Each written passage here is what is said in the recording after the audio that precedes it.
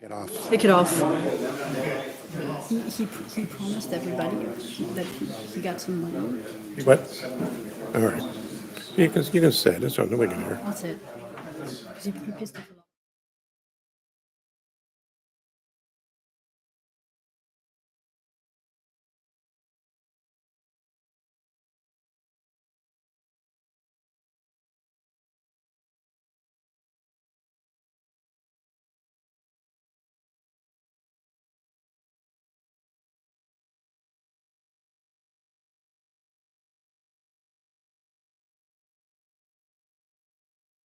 There are so many more people that care people. about this than. Wait, Stephanie, when she finishes, so Like, oh, I'm so glad there's a moratorium now, so you're not gonna have any more of these. And I'm like, oh, she wants juice. just in case, sort of. Audra, Like, just they in think case. that Yeah, because Audra is Zooming. is complicated to follow at all. So people think they don't have to. I'm pretty good. I'm Pretty good too, so. think it's been taken care of sometimes. Some questions for sure. I just want to make sure I don't drop the Zoom. When's the planning board public hearing? March 1st at 5. Could I have everybody's attention, please? Allison? Allison? That's what I want. Good evening, ladies and gentlemen. This is the Town of Camden Select Board meeting for Fat Tuesday, February 21st, 2023. We are streaming on YouTube as usual, and we are also have a webinar on which a link can be found on our agenda, which also can be found on the town's website under Select Board, under Select Board packets. Please click it if you want to join as an attendee. Please, as usual, respect the protocol for being on Zoom. If you want to ask a question or provide some information, please raise your hand. That's a preferred method. Q&A, you can, but we may not always be able to get to it, and chat is not allowed. So with that, I will call to order the meeting itself, the agenda for the meeting, and ask if there are any public comment on non-agenda items. This young lady. Good evening. My name is Jane Self, and I have the pleasure to be here tonight to represent the Camden Rockport Pathways Committee. The Camden Rockport Pathways Committee wants to extend a big thank you for the completion of safe pedestrian ways on Route 1 South to and beyond Maritime Farms and along Route 105 Washington Street to the Shirtail Point Park, as well as several downtown improvements. These were major projects that were underway for 10 to 12 years, from funding applications to construction. We can all see the effects of these improvements on pedestrian safety and are proud of our improved welcome into town along these thoroughfares. We would like to thank the board, administration, department heads, and town staff, and the budget committee for the many hours and great deal of work and commitment it took to collaborate with Maine DOT over these many years to reach the goals of completing these safer pedestrian ways. These projects had to overcome many hurdles to reach completion. It's only through the commitment of the above-mentioned town entities that the projects were ultimately successful. Thank you and well done. As you know, the Pathways Committee's goals revolve around safe passage through town for our non-driving residents and visitors, by foot, by accessibility modes, and by bicycle. We assist Public Works in identifying needed repairs through our regular sidewalk survey reports. We work on safety issues. We identify priorities for infrastructure projects, and we work on grant applications for them. Over 10 years ago, the Pathways Committee first officially identified the importance of improving the sidewalk infrastructure along Lower Elm Street from Rennie's Plaza to the north side of Union Street in town. To our town's great shame, it is literally not possible to wheel a wheelchair or a stroller along Elm Street between Rennie's Plaza and town without rolling it in the street itself. This sidewalk segment is literally in the center of town and must be addressed. This project is the Pathway Committee's highest Camden priority. We are here today to urgently request that the Select Board make the decisions necessary to move the Lower Elm Street pedestrian project forward. Maine DOT has also identified this as a top priority, the missing link in their successful infrastructure improvements, and is willing to work with the town to get it done. But first, the town must decide how it wants the Elm Street-Union Street intersection to be resolved. We recognize that moving forward is complicated and must include resolving that intersection's long-standing issues. While it is not appropriate for the Pathways Committee to tell the town exactly what to do, we do ask that the Camden Select Board meet this challenge head-on, tackling it proactively until consensus has been reached and the town can move forward collaboratively with Maine DOT to make this busy intersection of our town safe for non-drivers. Our committee will help in any way we can. We can do this together. Thank you very much for coming and Thank this you. great, thanks for the paperwork also. Thank you. You're welcome. Thank you. Thank you. Are there any other public comments on non-agenda item? And I'm seeing, oh, you didn't raise your hand, Ray. Peter included his hand first. You ceded the floor to me. Okay. Ray Andreessen, Camden. For those who are in the audience or watching from home tonight, I'd like to read some excerpts from a letter that was delivered today to the Select Board from the Save the Dam Falls Committee. Following up on your request, here is a written proposal for the donation from the Save the Dam Falls Committee. The Select Board is authorized to accept grants, gifts, real estate, and other funds, including trust funds, that may be given or left to the town. You have indicated that this written offer is necessary and is now sufficient to proceed to put the donation on the next Select Board agenda. We therefore request and expect the donation to be on the next Select Board agenda. The Save the Dam Falls Committee has gathered funds which will be made available to the town of Camden. The committee hereby offers the town of Camden funds in the amount of $11,500 for the purposes listed below. 1, repair the sluice gate of Montgomery Dam. 2, repair the lip of the dam. 3, remove plants and organic material or organic matter in the cracks of the dam. And 4, seal the cracks in the granite and concrete sections of the dam. The priority of the repairs is in the order listed from number 1 through 4. As time is of the essence, repairs should be made in March 2023. Short-term repairs should be good enough quality to last 2 or more years. The object is to have the dam in good repair in time for the summer visitor season. Without immediate repairs, the dam is deteriorating and does not reflect well on the town of Camden. Thank you for your support of the local treasure and for your support of the local economy. Thank you. Thank you, Ray. Good to see you. There was one other person who had their hand up in the back, I think. Was Peter? Yeah. Peter? Yeah, be right there. All right, don't run. Peter Lindquist, Chestnut Street, here as part of the Budget Committee, but also a concerned citizen.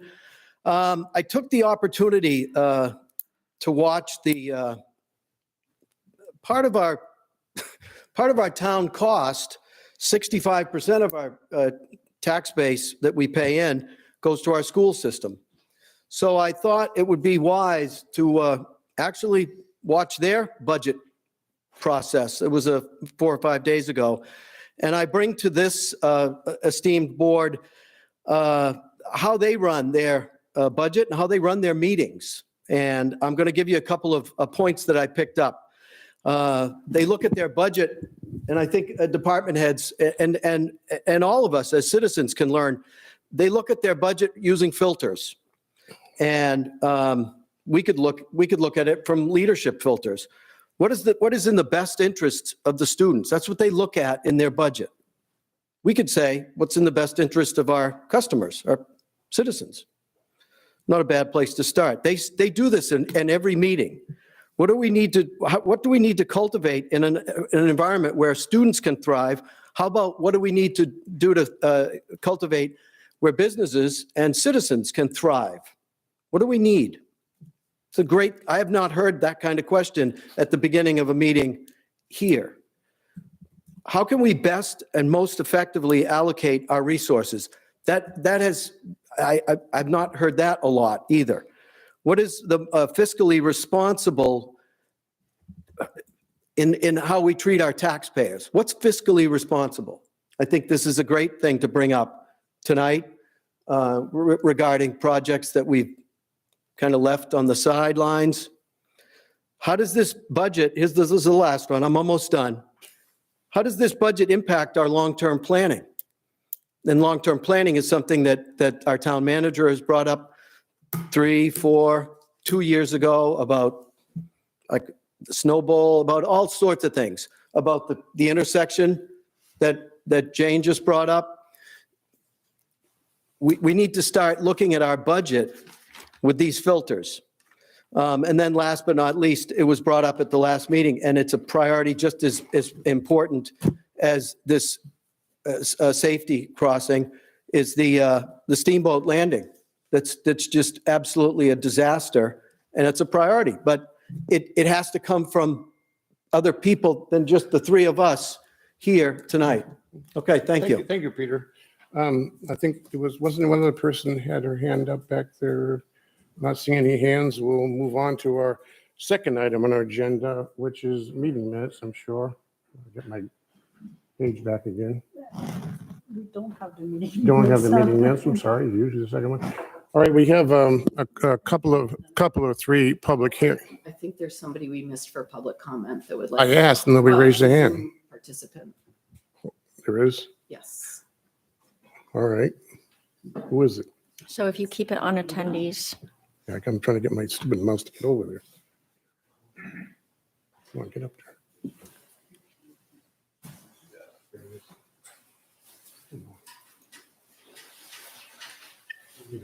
Anita, are you still there? Hello? Yeah.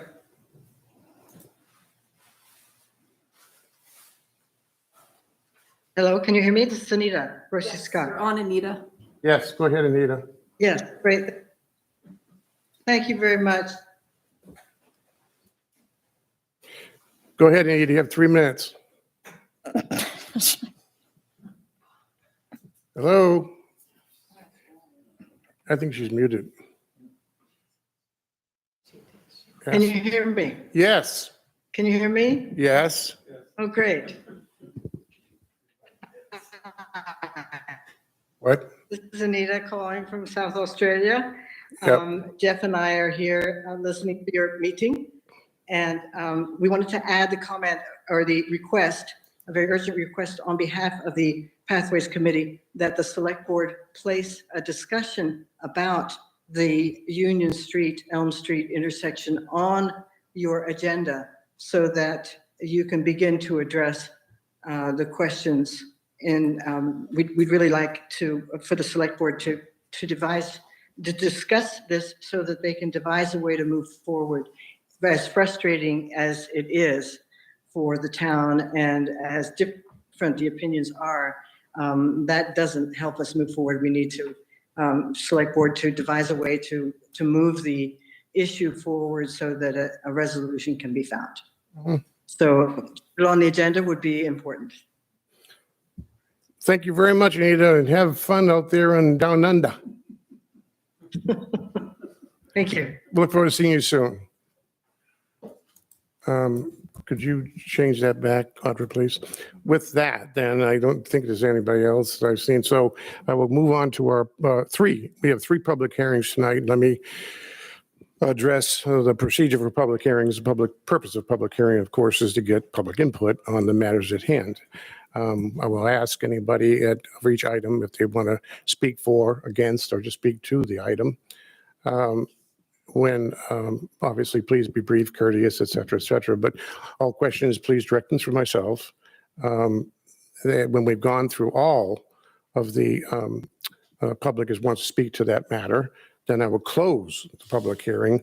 There will be no more input from the public unless a Select Board member has a question of somebody who is in the public who has previously spoken. So with that, we have the first application, which is a public hearing for the application of Frenny's Bistro, doing business as Frenny's Bistro at 55 Chestnut Street for a renewal of a Class 1 restaurant liquor license. Is there anyone from the public who'd like to speak to this application? Not seeing it, and we'll close the public portion of this hearing for this item and revert to Select Board deliberation. Select Board, any comments or motion? I make a motion that we approve Franny's Bistro's application for the renewal of a Class 1 restaurant liquor license. second. Motion made and seconded. Any further discussion, board? None. All those in favor? 5-0. Thank you. The second item is the application of North Winds, Inc., doing business as the Waterfront Restaurant at 48 Bayview Street for the renewal of a Class 1 restaurant liquor license. Anybody from the public here to speak to this matter? And not seeing any hands, I will close the public input and revert to select board deliberation. Comments or motion, please? I make a motion that we approve the application of North Winds Inc. for the renewal of a Class 1 restaurant liquor license for the waterfront restaurant. Second. Motion made, seconded. Any further discussion? Oh, you guys are fast. All those in favor? I like that.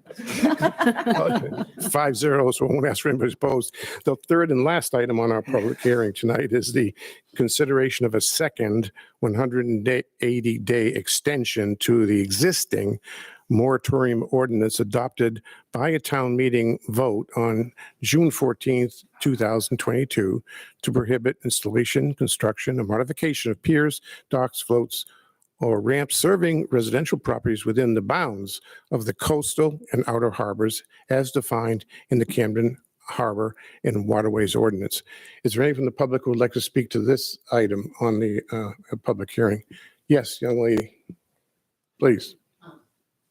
Barb Olin, I live in Camden. Please, the microphone helps, Barbara. Barb Olin, I live on Harnav, and I'm on the Conservation Commission. And I think that pier moratorium for the coastal harbor should be included with the pier moratorium for the inner harbor. I mean, there's no public benefit to having private piers, and I think the public should have a chance in deciding what goes on with that. Thank you. You're welcome. Anybody else on the public would like to speak to this issue? Not seeing any more hands, I will close the public hearing on this matter of the 180-day extension. Sorry? We have a hand? It's harder. Yep, we have a hand. So if you keep it over here, then you'll be able to see the. Thank you.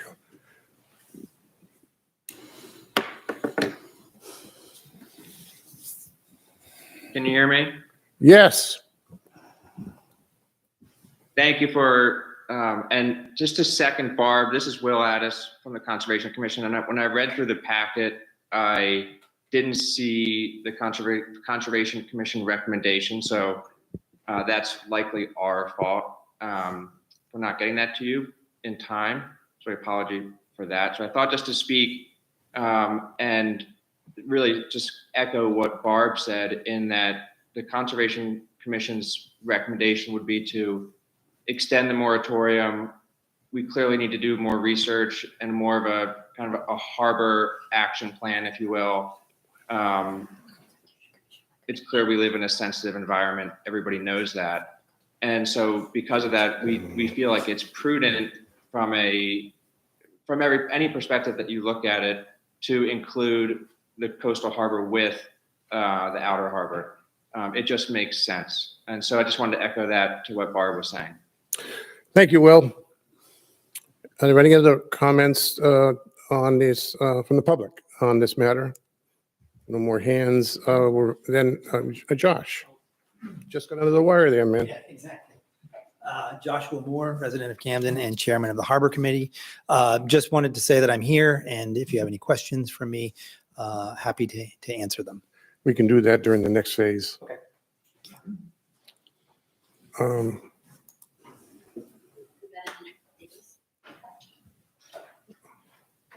I'm trying to get, there we go.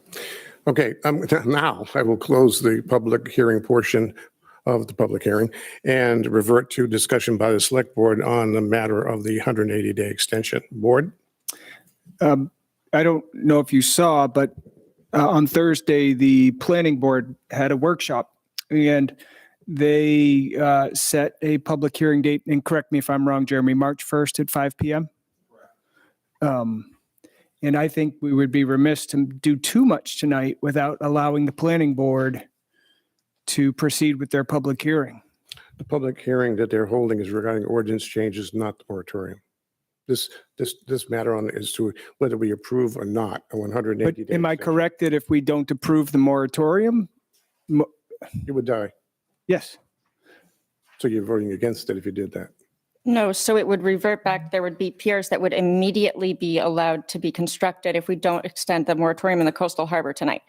If we extend the moratorium for both the outer harbor and the coastal harbor, then that gives the planning board public hearing an opportunity to include a discussion about both of those areas. But otherwise, we're going to get to the public hearing and the planning board's going to. Jeremy, explain what the public hearing March 1st is for.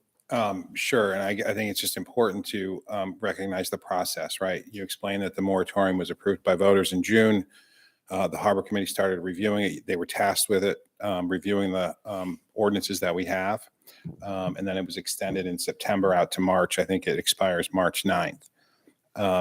In order to move anything forward, and, state law says you've got to identify an issue and that you've got to make reasonable work to address that issue. And over the last almost year, it's been less than that, but the Harbor Committee's done that. And if you, and in the memo I provided you, I kind of laid out 4 options. The one option would be to let the moratorium lapse. And what that would do, if you don't extend it at all, the moratorium would go away and all the work that the Harbor Committee has done and the recommendations they proposed would go away, and we would have the existing ordinance that we have. The second option that I provided you was you extend the moratorium for 180 days. You have to make work and make progress on addressing the issue. And I think the Harbor Committee did that. And in order to codify what the Harbor Committee's recommendations are, that needs to be done in the zoning ordinance and in the harbor ordinance. And that's why I was moving zoning ordinance amendments forward right now, because we can't just keep extending this out, right? You've got to actually do work, propose ordinance changes to address the issue and get those to voters. And with the planning board, I have drafted amendments that take into account the Harbor Committee's recommendations in their report that they provided to you. That's what that does. So that gets that on track. So the hearing is on track to get something to voters in June. In order to get something to voters in June, you have to extend the moratorium. Otherwise, the moratorium goes away. The 180 days gets you beyond June. But if you guys send things to voters in June, then that would supersede the moratorium because you've addressed the issues in the moratorium. Does that make sense? The different topics. Basically, one is if we've got a kind of chicken and egg thing going. I also think there's a valid argument for saying that going to the public hearing with the planning board is making reasonable progress to address the issue. There's for sure. That's true. For sure. That's very true. Very true, Tom. For Very sure. true. No doubt about it. And I think there's some question here, and I know people have commented about the coastal harbor and the outer harbor. They're very different, true. And the Harbor Committee looked at them. They studied the issues. There were 4 criteria that they kind of lumped the moratorium language into, and that was density. That's the number of piers in the harbor, habitat issues, public access, and climate change and sea level rise. For density, and I'll just summarize, Josh, it's in the report that they did. They felt that there's 4 piers total in the outer harbor that can be built under existing ordinances, and they didn't feel that that was a threat. In our report, Isn't it the 5, number Jeremy? just keeps changing. Is It it says 4? 5 in the report that we Okay, I'm have, sorry. or the letter from Paul Gibbons or whatever it was today. I think if you read the report from the Harbor Committee, which I reviewed today, I think It's it said 4 or 4. 5. Go forward. I think the 5th one might have been the possibly one at Lake Beach for the town. And so they felt that adding 4 more in the outer harbor wasn't an excessive number. So they didn't recommend addressing that any further because of setback issues from existing piers, you're down to 4. They didn't feel in the coastal harbor that the density was an issue in the coastal harbor. We don't have many in the coastal harbor. Habitat issues, they felt that they were adequately addressed by the Army Corps of Engineers and the Maine Department of Environmental Protection, who have to review these project and issue permits, and they assess those issues. And public access was looked at, and I don't believe that they felt that the public access was substantially impacted by piers. And the climate change and sea level rise, which I think that's the one that is, to me, the biggest issue that the moratorium addressed. They recommended right now the walkway of a pier or a structure or a wharf has to be max of 6 feet above normal high water.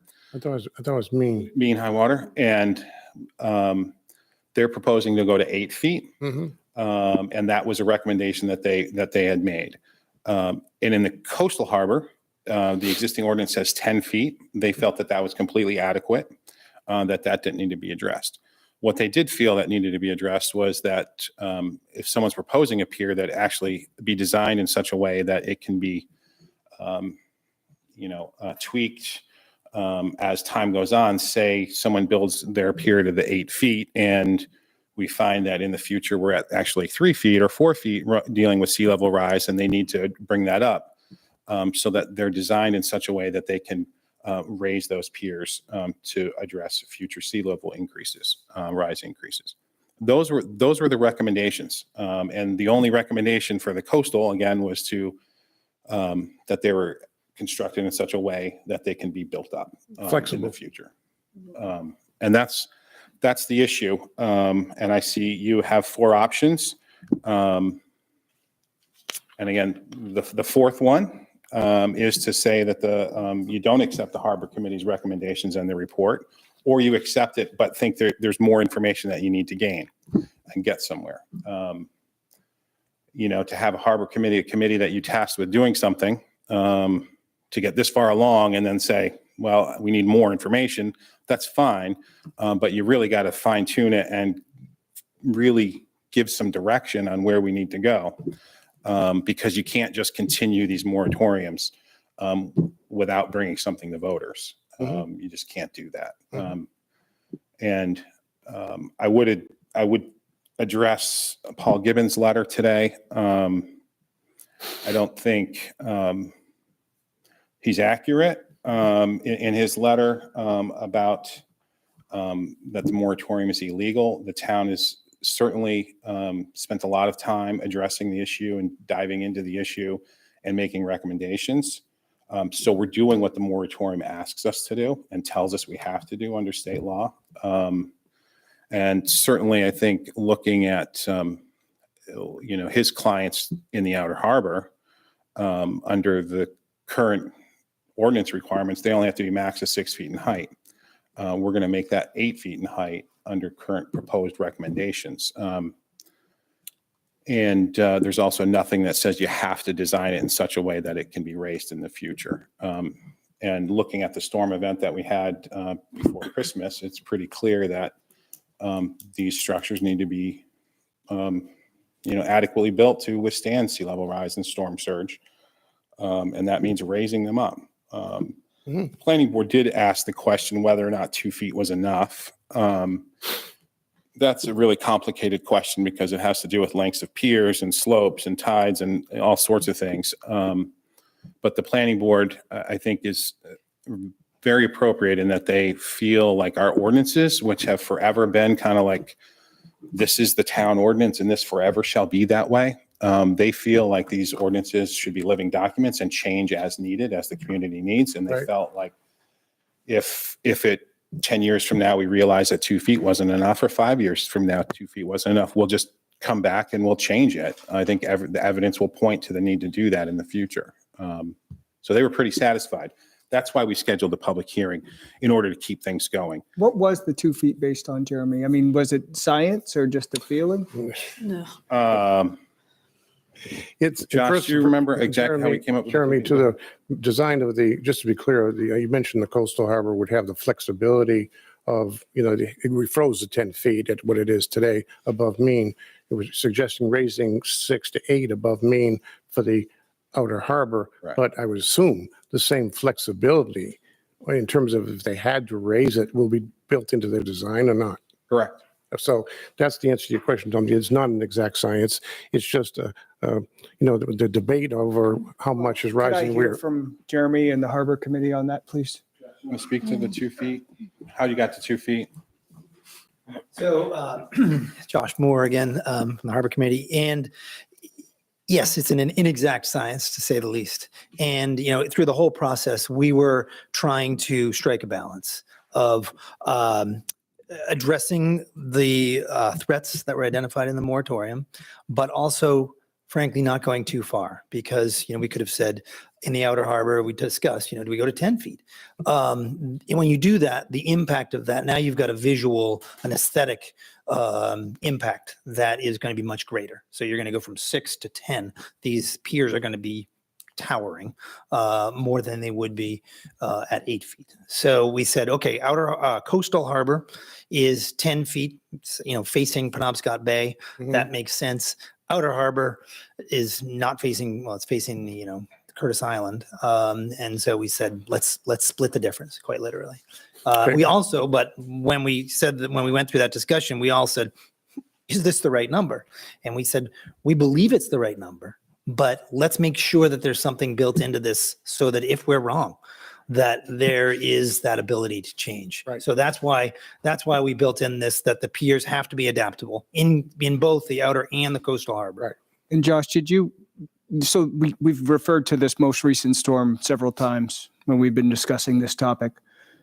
How would this change have had an effect on this, the most recent storm, going up 2 feet in the coastal harbor and nothing in the outer harbor? I think we're going to have another opportunity. The purpose of this agenda item is to either go on with the moratorium or not, and not that the recommendations, we'll have another time to, if there's coordinates changes that go through the process, they have to come to the select board for approval. So we can have a much more technical discussion during that venue. I would accept that if we were all in agreement that this should be extended for another 180 days. But if we're going to eliminate the coastal harbor, I think this is the appropriate time to ask these questions. Well, that's a question on either approving the moratorium, not approving it, or approving it with change. We have all those options that Jeremy laid out. They're on the table for us to discuss right now. I agree. So I'd like my question to be answered. What question?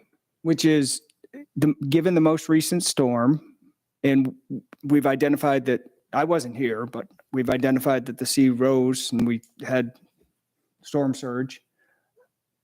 Would the 2 feet have been adequate in the coastal harbor, and was 10, In the outer would harbor. 8 feet, would 8 feet have been adequate in the outer harbor and 10 feet adequate in the coastal harbor?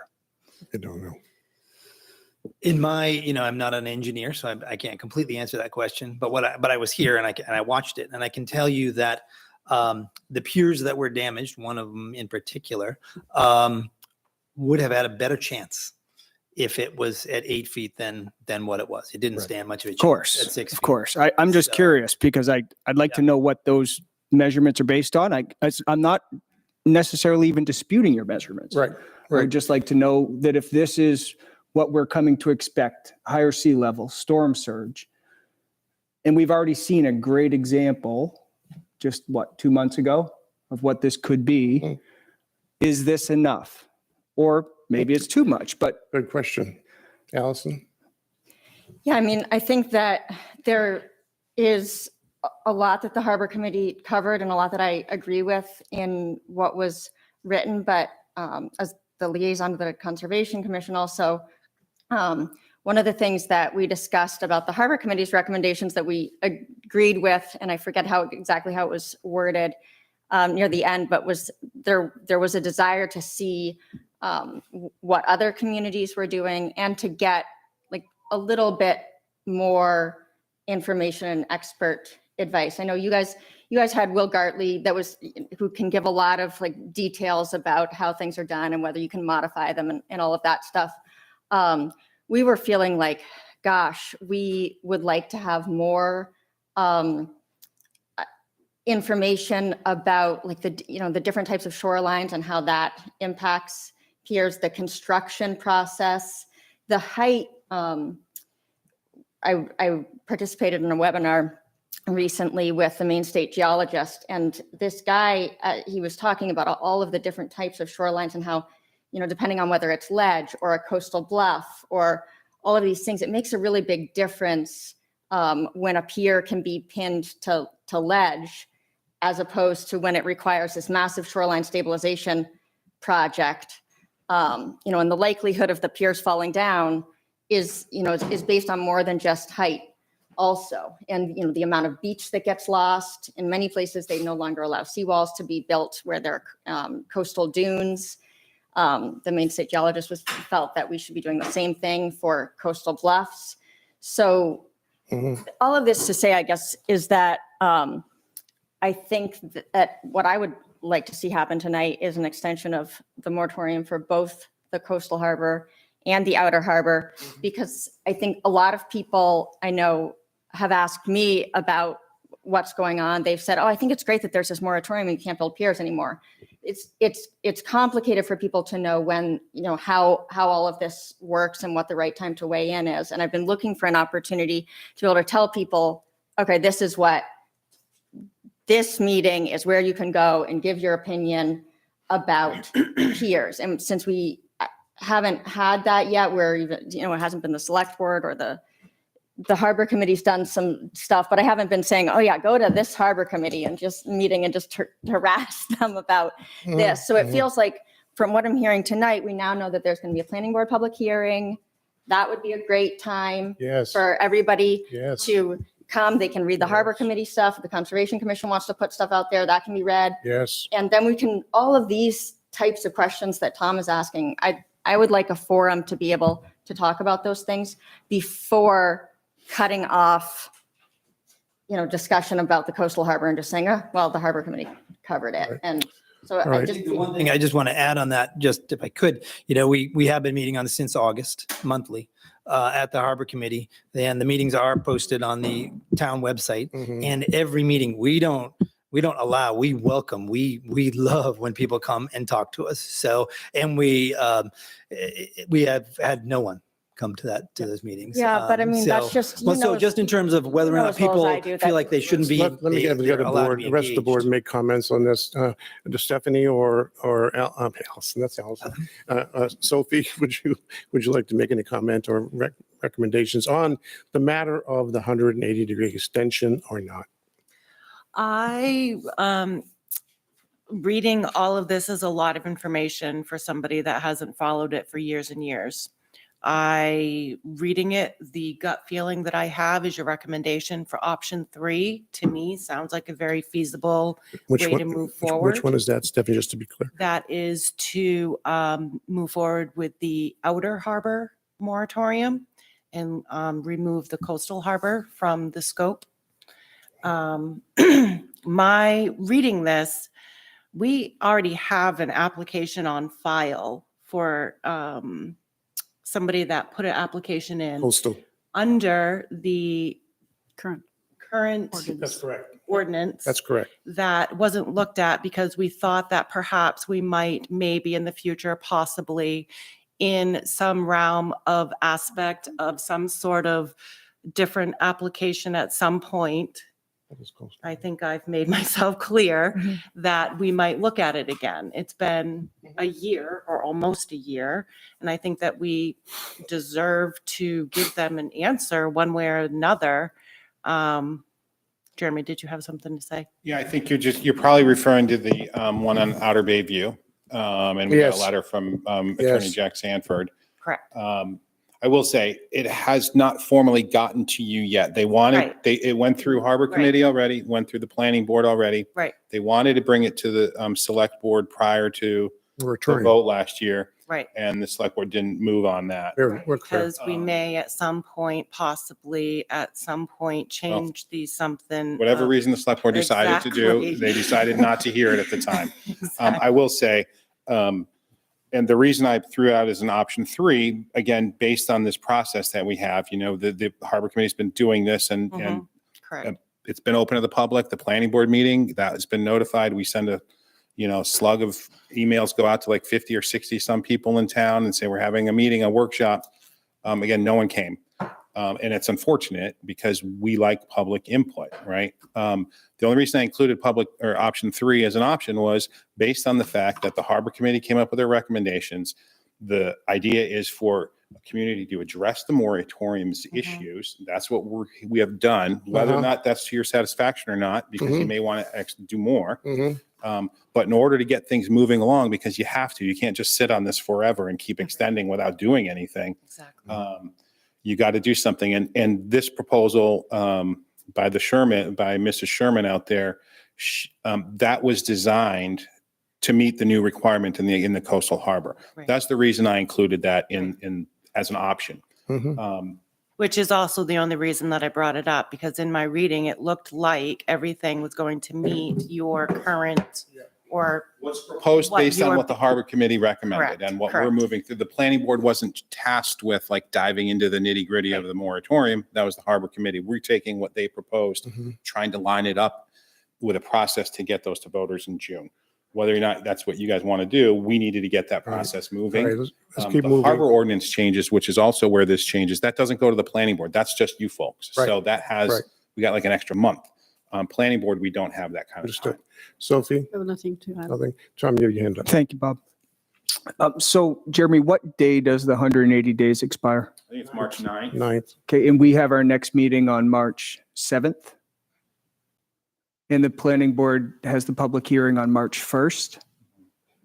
I'm going to propose that we table this till March 7th and until after the planning board has their public hearing on this item.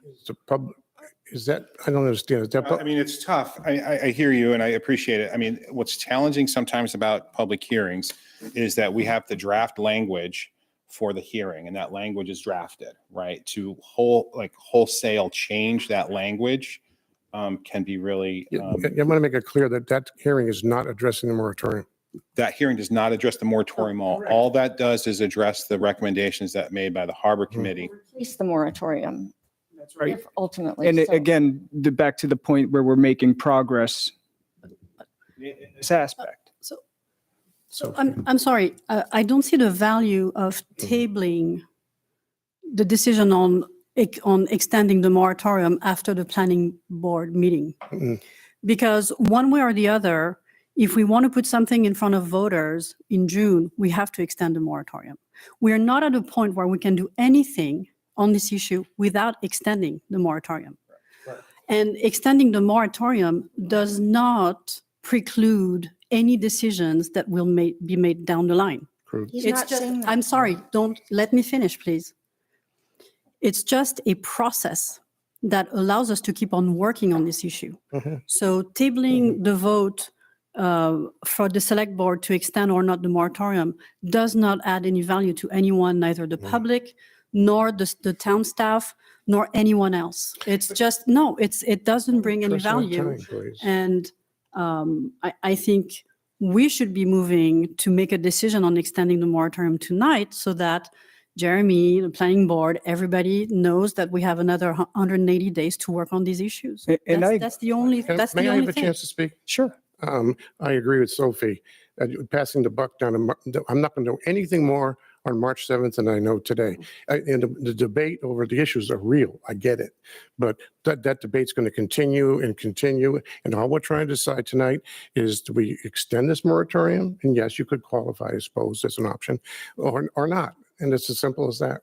And I would not support waiting for March 7th. I agree with you on that, Bob, but we've actually had 4 options. It's not as simple as that. So given that Jeremy has recommended option 3, which is to not extend the moratorium for the coastal harbor, but the planning board is going to receive some input regarding that issue March 1st if we go for option 3. Which option is to extend both of them? 2, if we go for option 2, which is to to extend both. We can do that. I guess I could reword what I'm going to say is I would recommend that we vote for option 2 to give the planning board the opportunity to have their public hearing on both. That's different. What I heard was extending it to March 7th based on March 1st. Just I to get weigh it. the I get concerns it. about. I get it. Either one's I acceptable get to no. me. So let's try to move this forward. So Tom, are you making a motion that we approve the extension of the moratorium for 180 days, including both outer and coastal? I am. That's your motion. Correct. What, talk to himself. You don't want to use the number because I don't know what the numbers are. All right. Motion has been made and seconded. The further discussion. So that's what we want to do. No discussion. That's not fun. All those in favor? I'm in favor. Fine.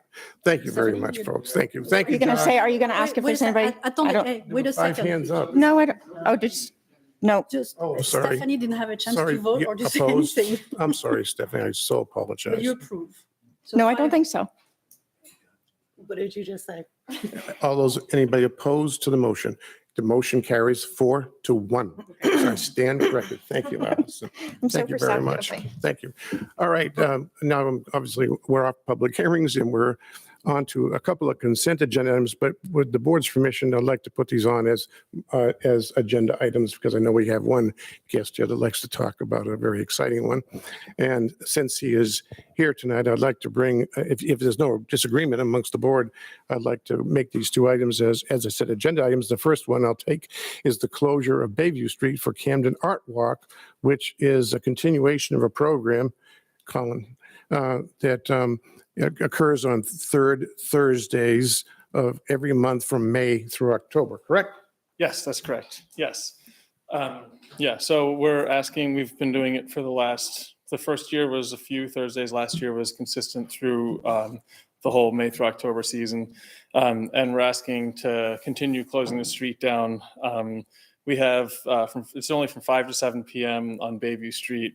There are food trucks. We have live music. The Camden Library is now involved. Miss Amy comes and does a craft project with kids on the street. And we supply a bunch of art supplies and sidewalk chalk. So it's made the art walk more of like a family-friendly community event. The First National Bank has been a sponsor from the beginning, and they're continuing to sponsor to help cover the costs of the bands and some of the other supplies. And, also part of this is having all the art galleries in town stay open late, along with some of the other businesses on Bayview. And it's grown to be pretty consistently successful. So I'm hoping that we'll have permission to keep going. Any questions or comments? I do have questions and comments. Colleen, I really like the art walk and I hope it's going to continue. There's a number of people who have businesses on Bayview who commented to me last summer that you didn't do all the marketing you said you would do, and you didn't give them as much visibility as they were hoping for. So what I would kindly ask is if you could have more of an inclusive approach with all the businesses on Bayview, make sure there are maps, make sure that they're named, make sure that they're part of it. Right. So, because that is, it's essential. It's a very commercial strip, and I love that you're taking the initiative, but I would encourage you to be more inclusive so everybody feels that they are part of this. I will try to do that. I would also, the businesses that mention that to you, there's not really like an art walk committee. This is just Page Gallery is trying to get this to like make it happen. And I have encouraged all the other businesses to do what they can, like Jesse Tobias and Symmetry across the street. They've been great to like put their own displays out and try to encourage people.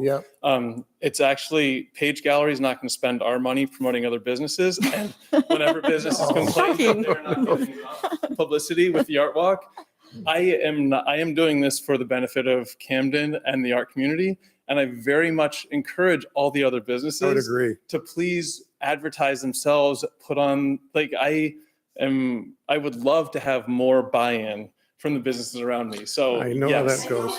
Because it's Yeah. a lot more work and effort than I I agree. But I think an 11-year-old help me Cleaner, close but the it's a street lot down more. every time. Like, yeah. No, but this is- I think like most things in life, it's a matter of managing people's expectations. Right. Yes. So, and so I you're the hope- only one here that I can talk to which right is, now. I have always been the only one here, and I would love for one of them to show up and talk to you about the art walk. So I would Well, they'd rather love to send have me. more advertising around it, and I hope they do that. Yeah, if you try to manage expectations, watch out. Yeah. Anyway, Got like a controversial news article in the paper this week about this. Like, Please don't. I make a motion that we approve the closure of Bayview Street for the Camden Art Walk. second. motion made and seconded. Any further discussion? I just want to say that I remember it was a few years ago that Colin, you came in for something else, right? Get the banners approved. And we Yeah. were just like, could you maybe try to organize something? People want Bayview Street shut down, and can you do something? And you just, I tried to have avoid it at all costs, but I didn't. it's awesome. Well, And great thank you job, for, Colin. you Great know, job. Great job. pushing through it and trying to do something cool and new. And Let's stop blowing smoke and need vote help, on the then- motion. Thank you. Oh, well, No, I mean, I no, just, she was going. She was I'm going. not blowing smoke. You are. No, Yeah, you are. no, Yeah, you are. no. If I- We were going to take a vote, right? We're gonna you take are. a vote, but from when to when? When does it start? When does it It end? says May to Thursday October. From May through October. I'm giving him 5 visibility. 5 p.m. to 7 p.m., the third Thursday of every month from May through October. Same as Yes. last year. All those in favor?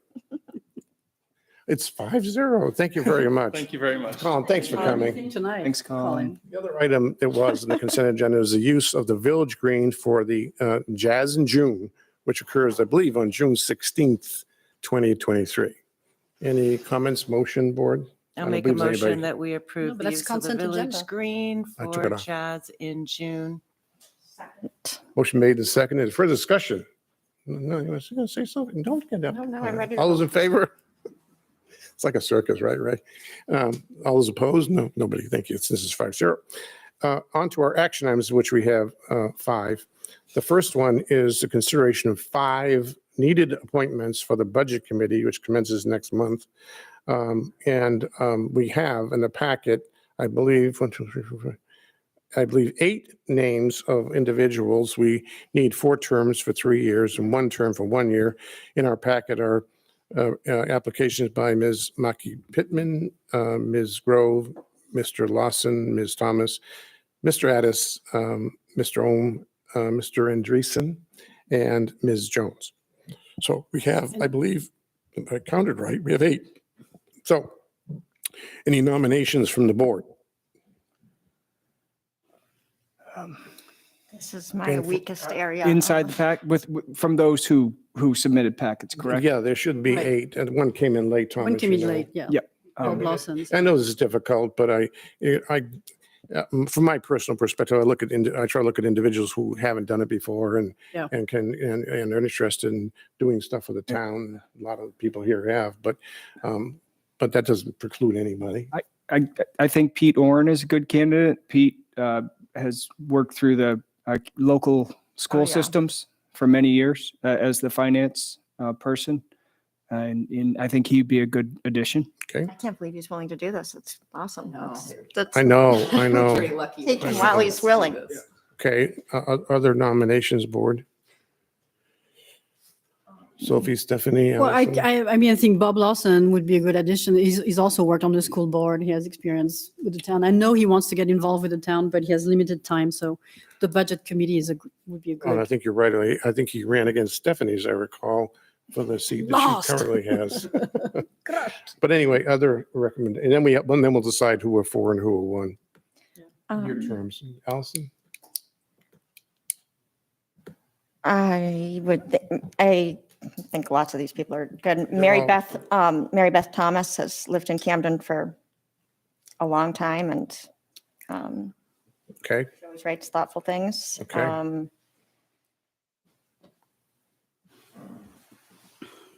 and the others. It's Stephanie, nice have to any see Will idea, or- Addis trying to, I always think it's nice when some people from the other committees, He's on Conservation Commission. Conservation. I mean, I and think his it's- Knox budget also. he didn't get to do the budget committee this year in Knox because he ended, right? Because didn't Oh. Randy end up staying?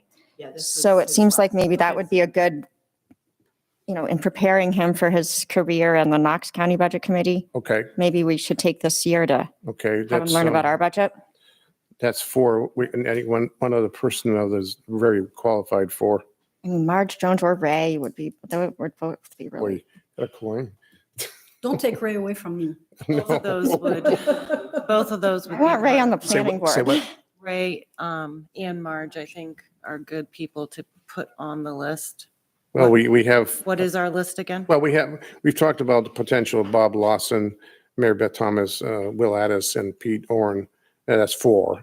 We need a 5th. I didn't get to read Lawson's because it came in so late. Sure, It really aggravates me when that happens, just so you know.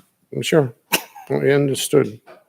It's not as bad as not getting any applications. though. That was the real key. Well, We- it is almost as bad because, I work till whatever and I only have a half an hour before to Mhm. get here and to review things that come in late. And it just puts me at a disadvantage for when people want to do something like this, which is very important and is going to make a huge difference in the coming years on who's on the budget committee. And Very, very true. I hope so. Any so recommendations late. specifically, Stephanie? You just mentioned 2 names. I would put Ray and Marge on myself. And, okay, but then we have to eliminate one. So we have 6 of 8 nominated. We need 5. We need to eliminate 1 board members on this list of the 6. It's tough because I think I only know 1, 2, 3, 4. I only know 4 Yeah, of I the don't know 6. that many, so. I don't know Marge that I well. don't know Marge. And She I know Ray very well. she's come and spoken to us before. She's Oh, the yeah. she Yes, lives yes. over at the The RV. no, it's not it's a mountainside.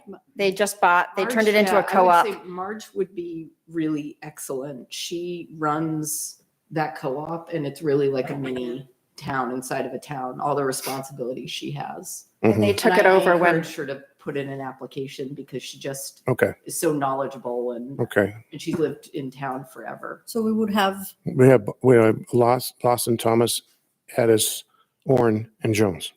two women and 3 men. I wasn't counting. I'm not sexist. I am. I'm just kidding, of course. And 4 of those need to be 3-year terms. And to Stephanie's point, maybe the 1-year person who did come in late should be the 1-year term. I'm fine with that proposal. I can So I support would that. need a motion then to name. For who again? I was Say the I names was again. suggesting Yep. Ms. Thomas, Mr. Edis, Pete Orrin, and Marge Jones as 3-year terms, and Bob Lawson as a 1-year term.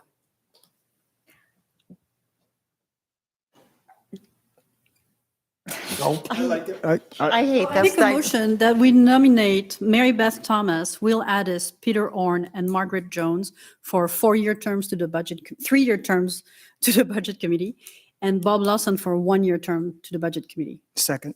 Motion made and seconded. Further comment? The only comment I have is that Ray actually comes to our meetings all the time and is here tonight to show support for himself. And I'm just putting the plug in that I understand. haven't seen anybody else come in that put in is anybody else here that put in an No, application? nobody else is here. You know, No, that that's says a a good lot point. to That's me a- of. Yeah, Yeah, he's on. Bill is Really good. serious. That's good. That's good. Thank you. Thank you. So that's all I'm saying. I'm a big Ray supporter also. And but- again, I didn't get to see Lawson's application, so I don't really have much of an opinion on that. But we can go to vote if you want. Well, the motion has been made in a second, so. Are we, it seems like every year we are always, some of the people that are already on it, somebody decides they don't want to do it So we after can the add, first meeting, or they just realize that they're on vacation, or it seems like the chances are fairly good that another spot will end up opening up. Is that reasonable or not? Do we know? Well, I would say that the members that we have now, the 6 that we have now are all people who have hung in there. Oh, right. But we do Okay. have people who are terming off next year. So we still have staggered terms, so there's Yeah. still opportunity next year for new people to cycle in. And given how weird the nominating process is. Yeah. I think you're all gonna have to make that decision again. Or so do sorry, you not- want me to amend the motion to say that I nominate Mary Beth Thomas, Will Addis, Peter Orn, Ray Anderson, Margaret Jones, and we put Ray for a 1-year term and Margaret Jones for a 3-year term? Or they can, I'm confused. well, we have Were we 5 taking Bob spots. off? So I'm taking Bob off Mhm. and I'm proposing that Ray step inside for Bob. All right. Yeah.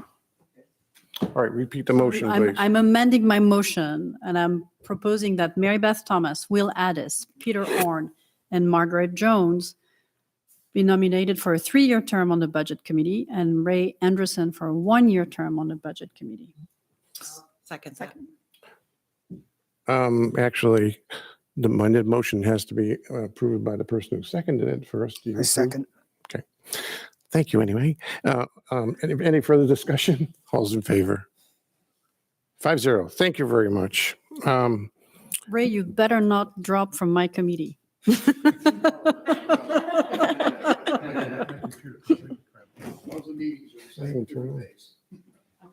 Oh, boy. Sabotage. Who cares? Maybe it's been sabotaged, right? Probably, I'm gonna- if I'm lucky.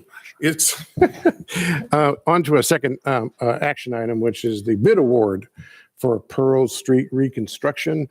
Audra / Dave, you want to address this bid and recommendation?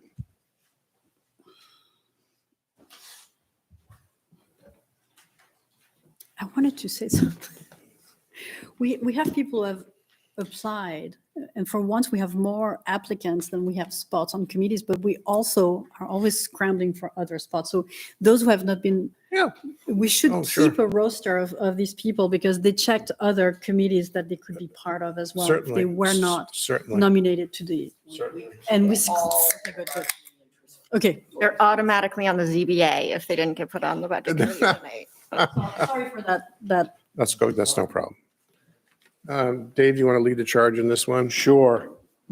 So we've been talking about Pearl Street for a little while, and the time has come, I think, for you guys to maybe make a decision on a contractor. We originally bid this out, and we only had one bidder, and we combined it with the water bid, and we didn't get anybody to bid the water at the time. The bid was high, so Audra and myself thought it was probably a wise decision to rebid the project. We did that. We got 3 bids this time. The low bid ended up coming in at $77,318 less than the original bid. This portion of the bid, Eastwood Contractors, Inc., is for the section of sewer line from Park Street to the Legion Hall.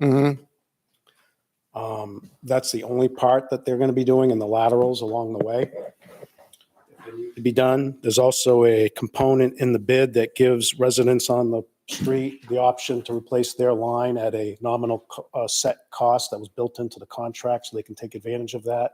So if someone has a lateral and they want it fixed, they'll be able to take advantage of the contractor being there, which will probably be the best rate that they'll get. The job would start, if approved, April 17th and be done by July 14th. It has liquidated damages built into it, so it would have to be done by then. We put together a long list of things we were concerned with new contractors, because we don't know this contractor. And they came in and answered them all sufficiently with the engineer, myself, and the town manager. We called their references. They've done a lot of work for the town of Bangor, done some of the largest projects in the state. So we're happy that they bid, and we're happy that they're the low bidder, and we were looking forward to potentially doing work with them. This is part of an overall rebuild of Pearl Street from one end to the other, building a new sidewalk on the complete road, replacing the water line in a certain area. The main water company will be doing that piece. They'll be doing it separately. JBI is a contractor for the main water company, so that's a separate component of the project. It doesn't have anything to do with our part of the project, which is replacing the sewer, as I said, from Park Street to Legion Hall, recycling all of the pavement, grading, rolling, recurbing, building a new sidewalk. We'll be doing all that ourselves, and we're doing the stormwater piece ourselves. So it'll be hectic. The road will be closed down. It'll be construction. It'll be dusty. It'll be noisy. It will be, not probably, a quiet day like it normally is on Pearl Right. Street until it's complete. But Right. When you that's say the what it'll road's be. closed down, it's not closed down to residents. It'll be open to local traffic only, but we're going to close it down to cut through traffic. we'll be making arrangements with all of the people that live on the road as we go in front of their homes so that they can get in and out. I plan on having a scheduled timeline meeting with the residents so they can come in and I can explain what's going on. We've already done that once, but what happened was we bid the project, it came in high, so we had to put it off. So looking forward to getting this behind us, rebuilding Pearl Street, making it look like it should. And Sure. I think this is a good opportunity, probably the best one we've had in a while. So I guess that's all I have to say, unless there's any questions. Yes, go ahead. Sophie? Thank you, Dave. I read it. I have a couple of questions. So the first one, on the supplemental unit price, there's a cost per unit of cubic yard.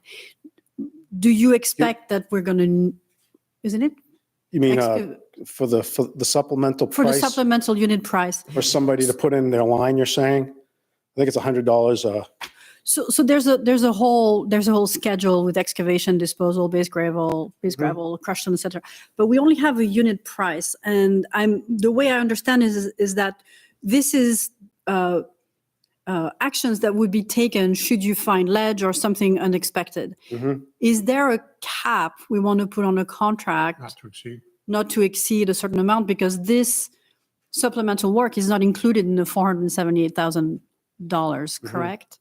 So how do you usually manage that? I mean, it's a good point. I'm not anticipating putting ledge because I'm putting the sewer line in where the old sewer line is. So if this was in a new place, like if we were going to go down John Street, let's say, and there's never been a sewer line there, I'd be concerned with that.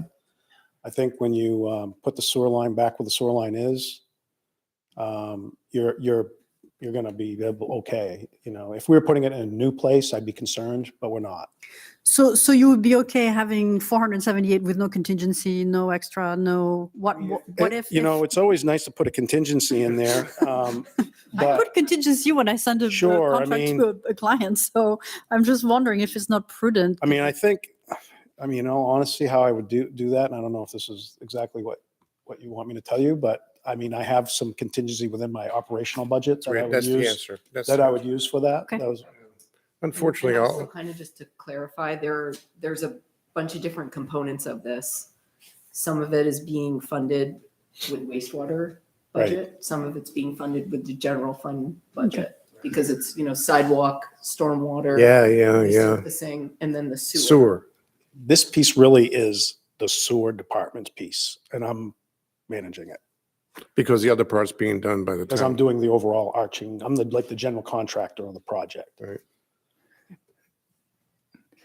Right. Dave, I noticed you asked them a question about paving, and then they said that paving isn't part of this project. So Public Works is doing the paving? No, what it was I think there was some confusion in one of the other bids where they included paving in the trench as an interim. Yep. And I asked them if they had included that in there, Take it because out. if they had, I was going to try and take it out I see. and say, I'm not going to pave to save a little money.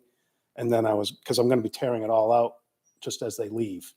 So, I'd rather manage the gravel than put pavement in and pay for pavement. They're not putting pavement in. So they answered the question. If they were paving the trench, I would have asked them to take that piece out, and I would have tried to lower the number a little bit. That was the reason for that. Yep. Yeah. Good question. Alice, go ahead. How are people going to know if there's a problem with their sewer lateral? So Audra and I, when we met with the contractor, we felt that you don't get many opportunities to look at the laterals, and most of our I&I problems are probably, I don't know what the split is between lateral and main line, but as much probably infiltration is coming from laterals as it is from main line. So you really want to be looking at your lateral as you're opened up and you have a chance. So, you pull out your main line and you can run a camera in on your lateral and examine it. And if you do that, that's the time to fix it. You don't want to be doing it after. So we asked them for a price. They've given us a price to do that. We haven't determined whether or not we were going to go with their price. I think it was $200. It was like $200 a piece. To actually camera the lateral. Yep. So we can either do that or we can have our own sewer department put a Right. push cam through there. Right. And if we run through there and we see infiltration and a crushed, clay pipe, we're going to recommend that the homeowner replace their sewer lateral. Mm-hmm. And if there's a problem with financing that, or they're having trouble paying for that, we're going to work out a way for them to be able to replace that Mm-hmm. through the town. So does that answer your question? I think so. We're going to camera the lines. I mean, what I'm hearing is that it's kind of like, oh, if the homeowner wants to replace their lateral or thinks there's a problem, or I agree with you that that's probably a major problem all around town. Doesn't our sewer ordinance have something that says you're not allowed to just knowingly have like, oh, my lateral is broken and so my sewage goes this way instead? We're going to check each one between Park Street and So the we'll be Legion doing Hall. that and basically requiring that it gets fixed. We if- will do it, or the contractor will do it. And if we find that there's a problem, we're going to have them replace it. Yep. And so they'll have the option of doing it then when it's going to be cheaper for them or Later, later. but they're paying for it. I'm paying for it. Can we get an update sometime on, wasn't there supposed to be a major project going on in the sewer department they were going to be proactively cameraing? I think it's. That was in last year's yes, budget yes. and Well, one of the things we were on the list. it was all is going to go on CCTV. Well, There's going to be, that'll come part of the I&I update, which we have on the list to do. Yes. but it's been like since it's It's been a coming into a long whole time. It's new been a budget long year. time. Yep, it's been a long time. I agree. Well, that all sounds like it makes sense. So I Yeah. have one more element to all of this. Sure. So even though we were able to get a better price on the sewer line, it's still 165,000 more than what we currently have Right. allocated Right. in the wastewater budget towards this. Right. But we were aware going into this that this was going to have to span multiple financial years. Oh, So I'm recommending to you all that we take the ARPA funds, or 165,000 of the portion of. Hey, you ARPA probably need your funds. Oh, microphone Sorry closer. about that. No, that's a good point. That were allocated to the John Street project yeah, and move them over to Pearl Street. that's 165. Yeah, well, no, the ARPA funds total were 500,000. Oh, And Right, so but what- just a portion of those, apply it to this project because this one is ready to go and John Street is going to need at least another year or two to get everything ready. are you going to adjust the budget for 24 to reflect that and replenish the ARPA funds? Yes, the ARPA funds would be replenished in 25, FY 25. 25? Yes, not this coming Oh, financial year, the okay. next. Got it. Because the ARPA funds are 2 Got it, years. got it, got it. Okay, okay. So you're suggesting that we essentially borrow from the ARPA funds, or Yes, yes. how would they be? Yeah, For some more- reason, yes. That's right. Well, I mean, and it's not misuse of those funds because you wasn't- can use them I'm for not- sewer, water, or No, it's But- not. whatever you like. It's not, but you are suggesting that we replenish that 500 in 25. The 165 that you're using from the John Street But to project for the replenish- Pearl to bring Street. ARPA back to the 500,000, whatever number. From the wastewater budget, or from the public works budget, or from? some other- I mean, it would make sense to do it from the wastewater budget because this is a sewer line. But you might want to do it over a number of years is what I'm saying. It's fine. So So it's not a hit to rates and all 1 year. with the ARPA funds, I guess I see that as a little bit,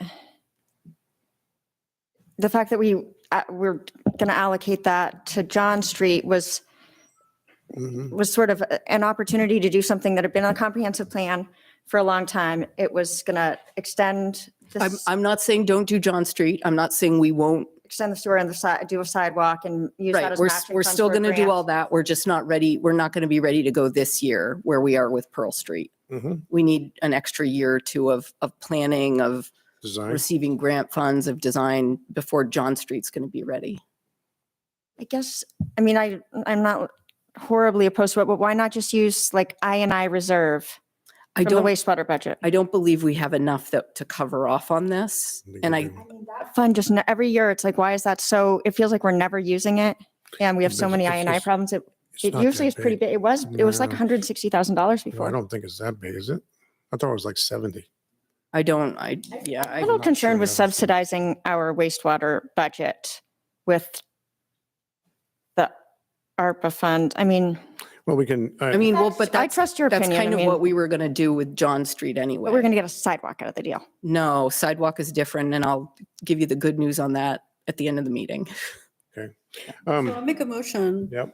I mean, if the a motion that we approve, I make a motion that we approve, what am I approving? The bid that was Yeah, submitted by Contractors. Construction Inc. construction for $478,000, 193 to repair the sewer line on Pearl Street, Funded by, funded in part by ARPA fund that will be replenished over a course The of, John Street project. from the John Street project over the course of a few fiscal years.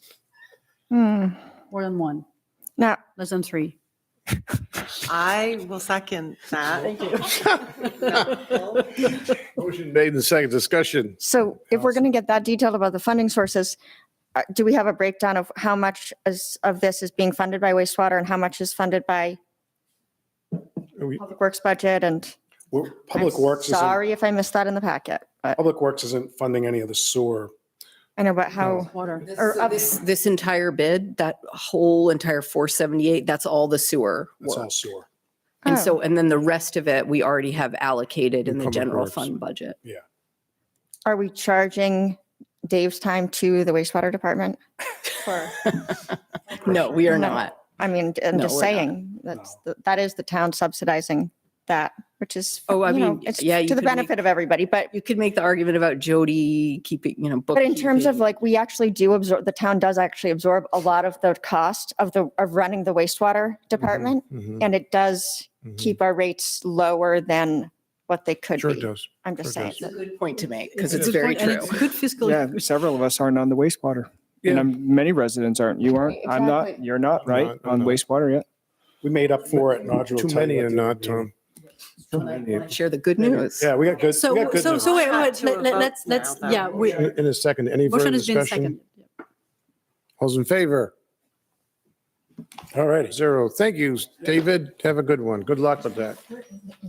On to the next item, which is I love this one, Coffee with the Assessors Program rollout. I'm just riveted to understand what this is about. I know what it is about. Actually, so do I, but Ask you to go to the calendar and click on March 2nd so we can get the poster up there that Caitlin designed. Oops. March 2nd. Next It's gonna be Thursday. the day after the planning board public hearing, That's correct. It'll be momentous. You can sleep here double header. in the morning Yeah. with the assessor. Perfect.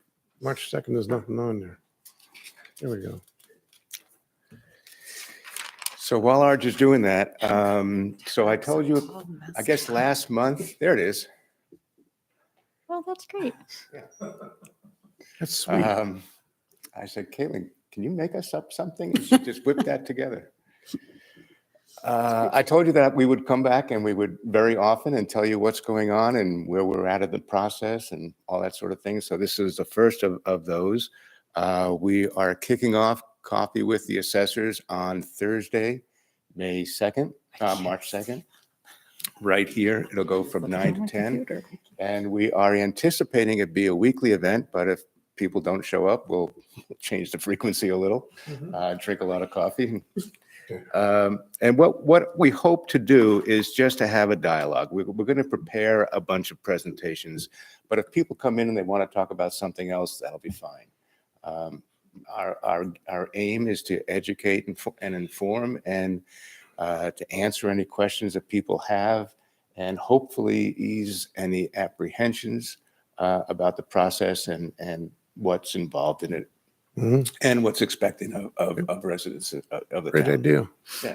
There'll be Thank lots of you. questions. I just hope people will Will you recognize this is just be going on so doing- they can bring questions to, because I hear a lot of people asking questions about, for example, that it's very common to question why are we doing an assessment we did last year.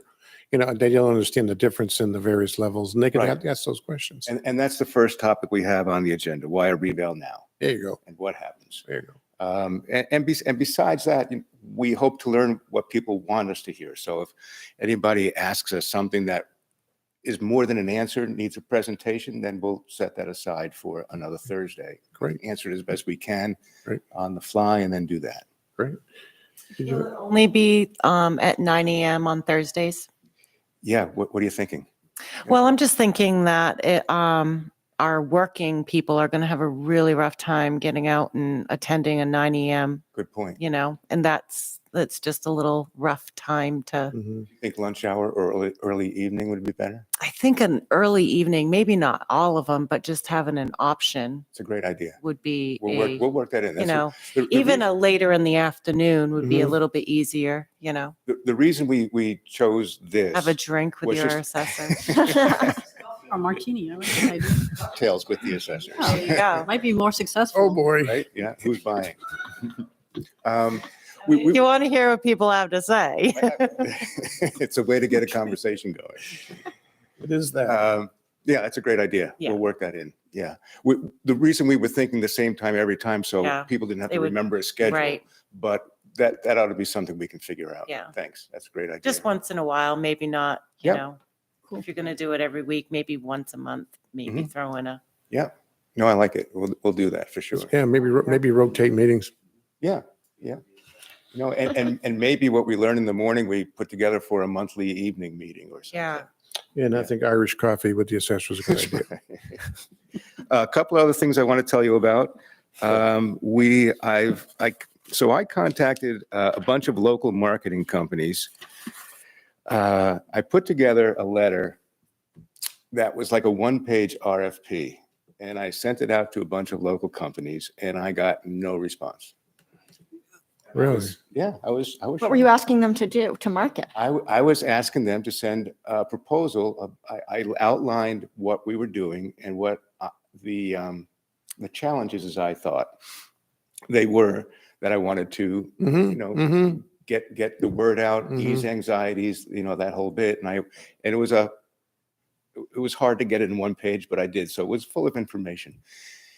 And I got no responses. And I thought, well, if that proves anything, it proves I need marketing help because I didn't tickle anybody's interest. Well, maybe the people you bid it to had already done this once and that was the end of it. They're like, I don't we think this don't. has ever been done before. I haven't heard of That anybody. may be doing part of this. the problem. So Interesting. yeah. So what I did was I visited everybody. Well, I had visited everybody's website, but since they didn't respond, I picked one that I liked quite a bit from their website. Then Jeremy came up with a really good idea of somebody. So I called up two, and one of them has already submitted. I had a phone meeting with one and an in-person meeting with the other. Mhm. I've got one proposal in hand, and I'm expecting another one by the end of this week. Hmm. And I was pretty excited by what both had to say. Oh, that's good. They saw it as a creative challenge, Right. and they enjoyed the fact that they live in the community that this would serve. Great. Which is why I tried to keep it to Camden Great. firms. Great. And so that's moving along. Good I- luck. I think that'll be neat. Best of luck. So the idea is that they would help to just get the word out about what we're doing and why we're doing it and what are. And do it from as many angles as they could think about. On the one hand, social media, on the other hand, guerrilla marketing, posters on telephone poles, things like that. I think it both Oh, yeah. fun and informative, I hope. I think it's great. We know we need some help with that in that Oh, yeah. department. Oh, So yeah. that'll be fun to see how that goes. Yes. Text messaging, coffee with the assessor. Thanks a lot. Have fun with the coffees and whatever you do and keep us posted. I'll be back. You'll be tired of seeing me. Good. Gary. On to, Thanks, everybody. oh, thank you Thank you. very much. Thanks for waiting.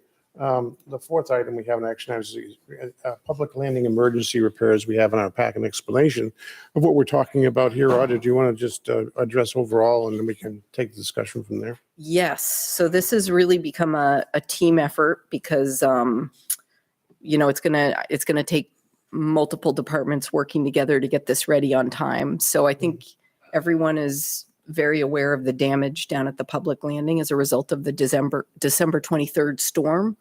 It's really made the boardwalk, which was in rough shape, completely unusable. I think that, it needs to be significantly repaired. And if it isn't, it really can't be used for the upcoming season because it's in such a state of disrepair that it's really not safe for people to walk on. So we talks as a team about how we might be able to address this. Steve received quotes from contractors, and a lot of this was to give something to FEMA to be able to have a number to give them if we're going to seek reimbursement from them if it's declared a disaster. But also, we thought this is really not something that we can wait for FEMA on. We need to move forward with this to be ready for the upcoming season. And Public Works went down there and looked at it to see, well, what could they do to sort of prep the site and get it ready for a lot of the repairs that need to be made. Yeah. And so the background information in your memo kind of spells out who would be doing what. So Public Works would be doing a lot of the demo of the existing boardwalk and removing it. And then, sort of prepping the area in order to build the decking and the new boardwalk that would go on top of it. And they would also be helping with, repaving certain areas to make it more even. The electrical work also needs to be redone there. It's quite a big project. So we are asking for $175,000 to get that. And it's really, we know that there's a big project that needs to be done down there, but this really can't wait, unfortunately. Audra, there's 175 because of the quote from Two Harbor Marine plus the 25 from Public Works. Is that where that number's coming from? Plus, I'm a little we don't confused. know exactly I what the get it. electrical I get work it, will but cost. It was funding some of the Public Works portion. It'd It'd be funding just materials Oh, for Public Works. oh, I see. Yeah. You're The right. town absorbs the labor costs. Labor's sunk cost. Yeah.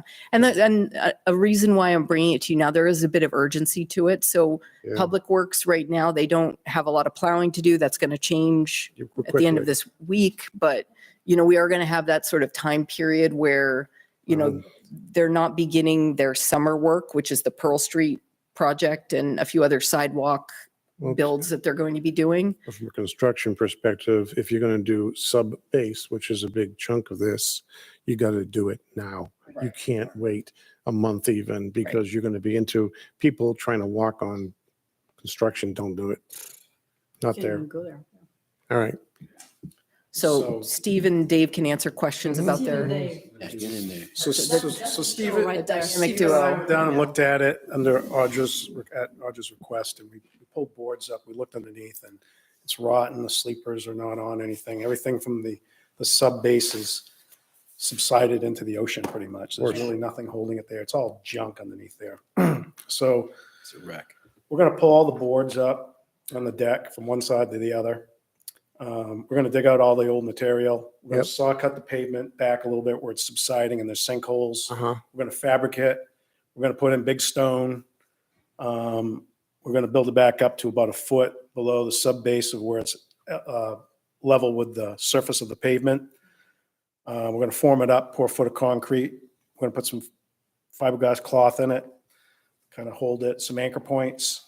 We're going to create this base to build the decking on. Then Two Harbors is going to come in. They're going to build the decking on top of the Right. concrete, Right, anchor it to the concrete, right. and you'll have a nice boardwalk. And then we're going to repave from the area that we saw cut up to the boardwalk. Does the base slab have rebar, or are you just going to use a fiberglass cloth? We're just going to use a fiberglass cloth because rebar and salt water is not a good thing usually, unless you want to coat it. Well, there's, coated rebar. It's not gonna, so there's a rebuild, right? We're looking at doing a complete, reconstruction of the public landing and building it up. Someday, yeah. This should get us to that point. This is a bridge. Yeah. But the reality is, this is the focal point of the town. And you really can't wait for 8 years or 5 years in the condition it's in, and you really can't repair it at this point. It's all it's just not repairable at this point. Sophie? I had a question. I went there this morning, or yesterday morning. You're taking the entire boardwalk around Peter Otts? No, so that side. up to Peter Otts, there's a ramp that goes up There's to a Peter. ramp, exactly, but We're on the not other touching the ramp. We're but- going up to the beginning of the ramp. So who's repairing on the other side of, because right now you cannot go through. That's private property. So they have to do it. Oh, yeah. Oh, yeah. Well, they should, because you can't go through, so. You can only really do our own stuff. We can't really do private property. To that end, or scope question, this scope covers from well, let's say Peter Ross-ish, to the harbor master's office only? No, No, no, we're going all the way to the other side. the other side. Okay, Yeah, because I all saw, the way I saw these to- cones here, and it looked like a demarcation in the pictures. That's not a demarcation line. It's from the Yeah, the I know, but starting point. I saw these So another cones. I thing just wanted is- to be clear, because they show 4 cones across the line, and I didn't, and cones towards Peter Ross, but not the other way. So I just want to be clear. Okay, the whole thing. We're going to do it sequentially to Of give course. people access Of to the course, ramps and of everything, course, too, of that goes course. without saying. Okay, other It's going to be off questions? limits, so we're demolishing and repouring the I base. see. Steve, do you want to explain what Two Harbors portion of the project is? Yeah, well, I've already been in touch with them with a couple meetings, and they're definitely already starting to work with us, knowing that once we're done, they'll come in. So yeah, they're going to do the deck, they're going to do the sleepers, the deck, the end caps. While we're doing some demolition, they're going to fix the 6 granite blocks that moved slightly. They're going to move them in place. They're going to drill, repin them. They can't drive the pilings until the actual wharf is done, because of the fact that when you drive a piling, you have to have something to secure to as soon as you get it right back in the hole. But those 12 pilings will go in as soon as the end caps are done, the oak end caps, and so it should go pretty smooth. Yeah, no, but the proposal from them speaks to the piles. It speaks to, removing and bringing a barge in and doing all that. So where is the cost for redoing the woodwork, the deck? That should be in the proposal. I see barge labor, piles, and barge transport. That's all I see. There is one line, Bob, barge labor, replace decking and cap material. Yeah, that's it. Replace decking. That's that what it is? Yes.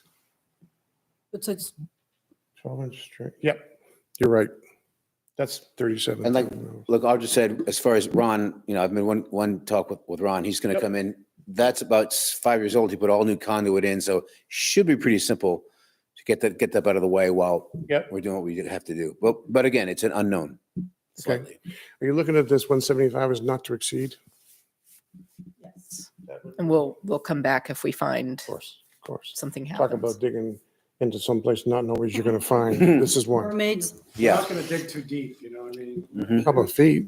Oh, yeah, a couple of feet. Well, you We're can- not going to we're not going down 5 feet or anything. You're going to run into anchors. Yeah, we're not dig too far. Like, Run into the ocean. Yeah, that's true. Okay. What do we do with the old wood? This is going to go to the transfer station. To stay there forever. It's not really. We'll never Would you like some? deteriorate. I was thinking, I have an idea. I'll drop it off at your house. Yeah. Stop dropping anything everywhere. Perhaps. Still usable. You should contact the, Sure, I mean, if I don't mean somebody to. wants it, we can set some off to the side, but I mean, it's probably wants it all. pretty bad. I mean, Yeah. it's. A lot of it really is just really bad. So in France, on the 21st of June, I think in Europe, we have the Saint-Jean, which is the spring or summer solstice, and we burn everything. Oh, This is pressure treated. It's just, It's yeah, all- PT. Yeah. Okay, Yeah. all right. That's it. I have a brilliant idea then. Environmentally friendly. Super environmental. I thought you were talking about like salvaging it and Oh, no, using no, no. it. You're like, She was. so he wants to burn it. I've seen But I people. can make a motion oh, to. but it's good to get going on it because, even now that even during COVID, it was busy down there. And then after the pandemic, it's just the place everyone likes to go. Yeah. And daffodils will be coming up pretty soon. So I hope not in between. You have a motion to make, Sophie? Thank you, Stephanie. The emergency repairs to the public landing for the amount of, Not to exceed. 177. for the amount of 177, not to exceed the 177. I second. Motion made and seconded. Any other further discussion, jokes, whatever? All those in Jokes? Oh, favor? I've got plenty of jokes. 5-0. Thank you very much. Thank you, guys. Good luck. Stephen, Dave. Oh, it's a Thanks good much. show.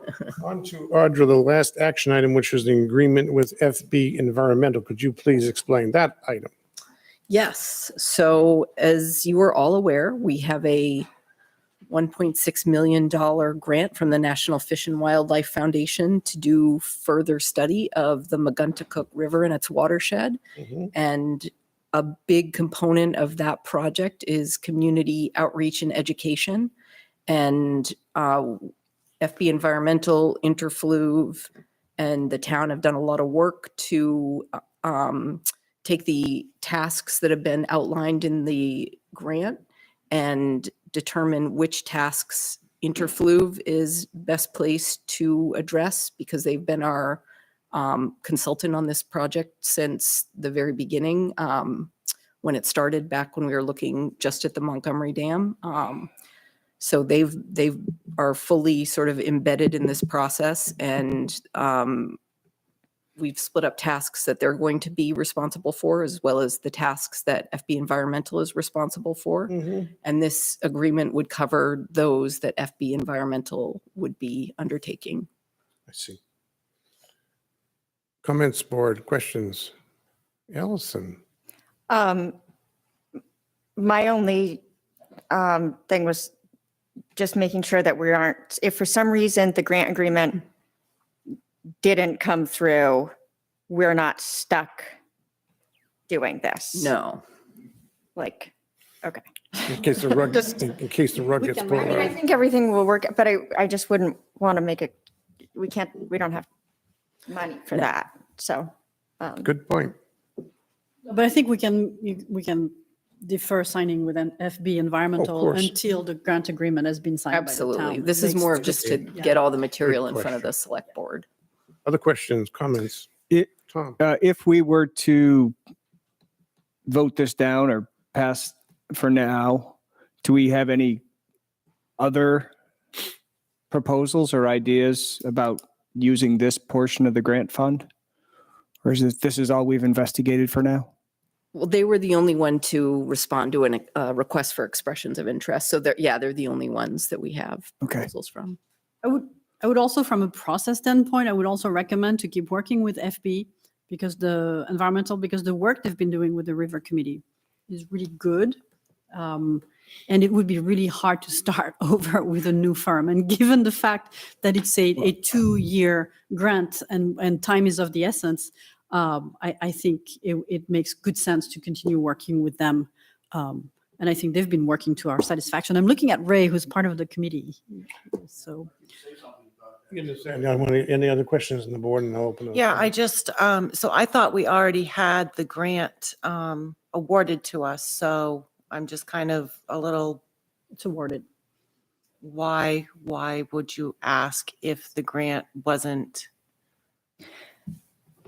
So, I mean, it just, there's no indication that they wouldn't, so there's a process where they go through and they, like, I think with all grants that I've been involved with, they, you give them your proposal, they review it, it's approved, and they make their announcements, like, but then they still review with they look at everything and they ask for sometimes like clarifications of how many contracts are there and follow-up questions, and then they put together a contract based on all of that, and then it gets signed.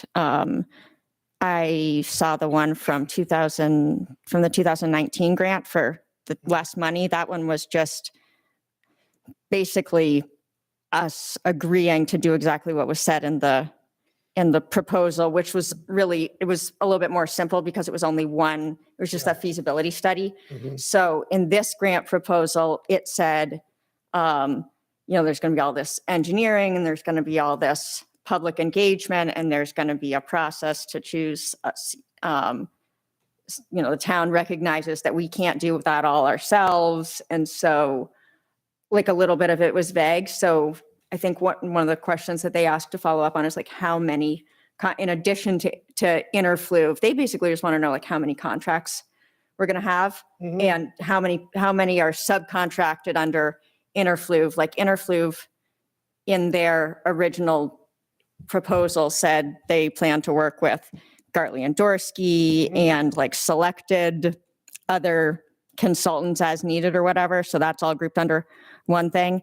but we had left it open a little bit in the initial grant proposal that somebody else was going to help, some firm in addition to Interfluve was going to help with all of the community stuff. So hopefully there's nothing like, I mean, it's like one of those things that I just wanted to say just in case, because you never count your money before you get the. Well, right. I Like- mean, well, we already spent some of it at the end of fall We spend our money. but we did it in the anticipation that we would be paid back through the grant when we did the water treatment. That was one of the large, Water monitoring. And we put the water log, the data loggers. right. Hmm. The big push to that was, well, we would be reimbursed through the grant because it would be all part of that. I think the likelihood. It was of- the matching funds, I think, was used for that. But essentially, yes, because we could have used those matching funds for something Right. else. But I mean, every indication is that we're getting, there's no reasonable person would think that we're not going to get it at this point. I guess I just wanted to say that to be, never say never. Right. We don't I have the just wanted signed to make contract sure yet. that there wasn't anything that was going on behind the scenes that would indicate that to this point that we would have any, I mean, there hasn't been anything. Mm. that We asked has questions, we happened answered. or- No, it's all very similar to the last time we entered into an agreement with them. I mean, they did get like a bunch of anonymous letters or I don't know how many anonymous letters, but like a couple at least that they were like, oh, we've gotten these letters, like here, we want you to know that these are the types of things, the questions ranged from, or allegations ranged from reasonable concerns that are all part of the process to like, oh, that seems a little off. And so, I mean, I wouldn't imagine that leads to anything, but it was like an extra step that I think maybe it's possible that has delayed it a little bit. I don't know. I wasn't trying to raise any red flags, but just, I mean, it should be written in there just as like every time when we sign a contract that's 3 years, when it's like, well, really, the select board can only approve 1 year. It's just good to, I think, protect ourselves Ray, just did you that have way. a comment? But just, I'm a member of the Citizens Advisory Committee and everything. We've been working with FB Environmental for, 5 months now? And as a member of that committee, I would say it would be very disruptive to the whole system if we don't proceed with FB Environmental or had to switch to someone else. Really, it would be, we go back to step one.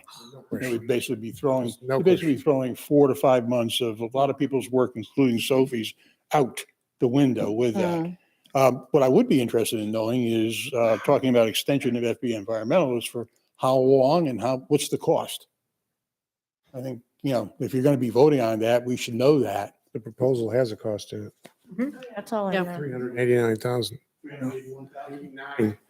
I believe that's what I read. I have to go back and check. But That's the correct number? Yes. Okay. I do have a question about that Sure, final page, cost page. It's last page of our packet. Yep. So they give a total cost for FBE's role. Yep. And then they say the total cost with partners is over 2 million. That's the first time I've seen that number. And they say reference table 1, but I don't see any. Table 1. Here's a table 1. There's a table, but it doesn't reference anything related to a grand total of over $2 million cost. Can somebody give me a little background on that number, the $2,067,648? What are we voting on tonight? We're not voting on that No, number. you're voting on the 389. 389, And it And- seems like it doesn't matter how many times I change the packet, you got a wrong version. So that, yeah. Oh, So really? anyway, that number shouldn't have been in there. That's the wrong version of this. With project partners, Oh, yeah, look at that. And there's a wrong number of. yeah. So this Sorry, that's this frustrating because I- $389,000 Three is times. the Yeah. total cost of the scope that's presented in their proposal, period. 389 485. And the 2 million that Tom refers to is a good question. Is Doesn't- irrelevant. Shouldn't be in there. Also irrelevant. Good question, though. All right, So I make a motion that we approve the contract with FB Environmental for $389,485 to continue the outstanding work that Ray and his 8 colleagues are doing at the be funded by River City. Can we say contingent on? Contingent on the agreement being signed with the National Fish and Wildlife Foundation and to be funded by the grant. And the matching funds. I just want to, I still have a little bit of concern about that number. Is that something that's related to this project, or is that, and it was just historic and it accidentally got put in this packet, or is it like they were cutting and pasting from another project in it? No. So it was referring to this project, and they were looking at the entire grant, scope of the grant funded project, plus some matching funds that. So 1.6 plus matching funds. Yeah. But the 2 million was a much bigger match, and we've all talked about it a lot more. So anyway, that number should have never been in there. My apologies. I unfortunately didn't get this version out of the packet. So hold on, was that an attempt to like quantify the in-kind matching Don't even contributions? look- yes, don't look at that number. It's irrelevant. It's the 1.6 million, and there were some matching projects that were talking. It's not relevant. It's not accurate. So I made a motion. Do I have a second? That's not like something else that's they think is. Wait, do we have a second first? Yeah. Do we have a second on Sophie's motion? Second. Oh, it's motion made and second. Allison, go ahead. You got a comment you want to make? I guess I was just making sure that there's not like, I mean, I understand what you're saying, like it should have never been in there, but since it was, it's just a little bit, it's helpful to understand. I'm not going to give you a good, satisfying answer. It just should never have been in there. Just, that's the wrong version of that document. But the 389, 485 is The correct amount. That we would be- The solution is to put the correct document into the website under the River Restoration Project. Okay? So my math shows that if we add the amount, the 467,670 plus the 1.6, we're right about there, the grand total, which is there. No, I think, look at the table. Look at the table. What would be grant funded is the okay. 309, 485. And the rest is matching. Well, there's subs for 80. So Audra, just to clarify that, if we're going to focus on the table, the FBE gets 309, 485, then subs get 80 for a grand total 389, 485. Who's actually paying the subs? Does the town of Camden cut checks to the subs, or does they fall under FBE as subcontractors? So they would fall under FBE. So the grant. All right. So the grant would fund. Now I need to bring up the correct document.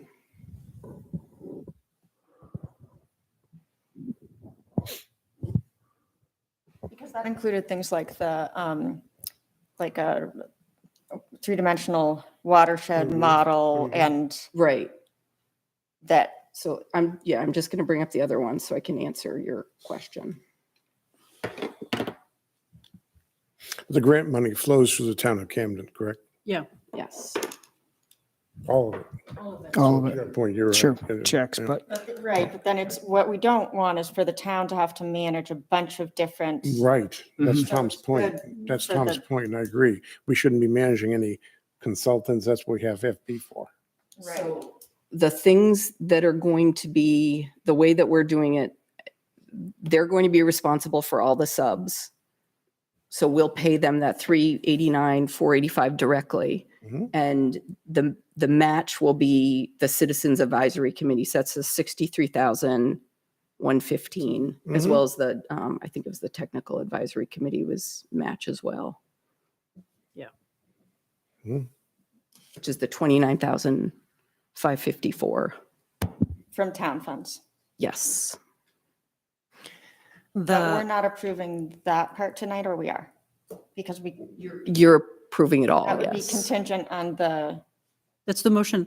The motion I made was to approve the 389,485 to FBE contingent on the NIFWIT, the National Fish and Wildlife Foundation grant agreement to be signed and funded both by the grant and matching funds. I thought that the boat, if you take both of it, it adds to more than that. 389, 485. Just to be clear, we're expecting somewhere around $300,000 from the grant and about $90,000 from town, 92,000 matching from town to make this whole thing work. Roughly. And we've already spent spent that. some of the matching funds this year. Where does those funds that the town is matching from, what budget do they come out of? They come out of the River Restoration Reserve account. Yeah. From previous Yeah. years so far, and then. So we'd have to allocate more money to that reserve account this In the financial current year. budget. So technically, that's contingent then on it getting approved. Yes. Yep. So do we need a non-appropriations I clause? or we'll be fine.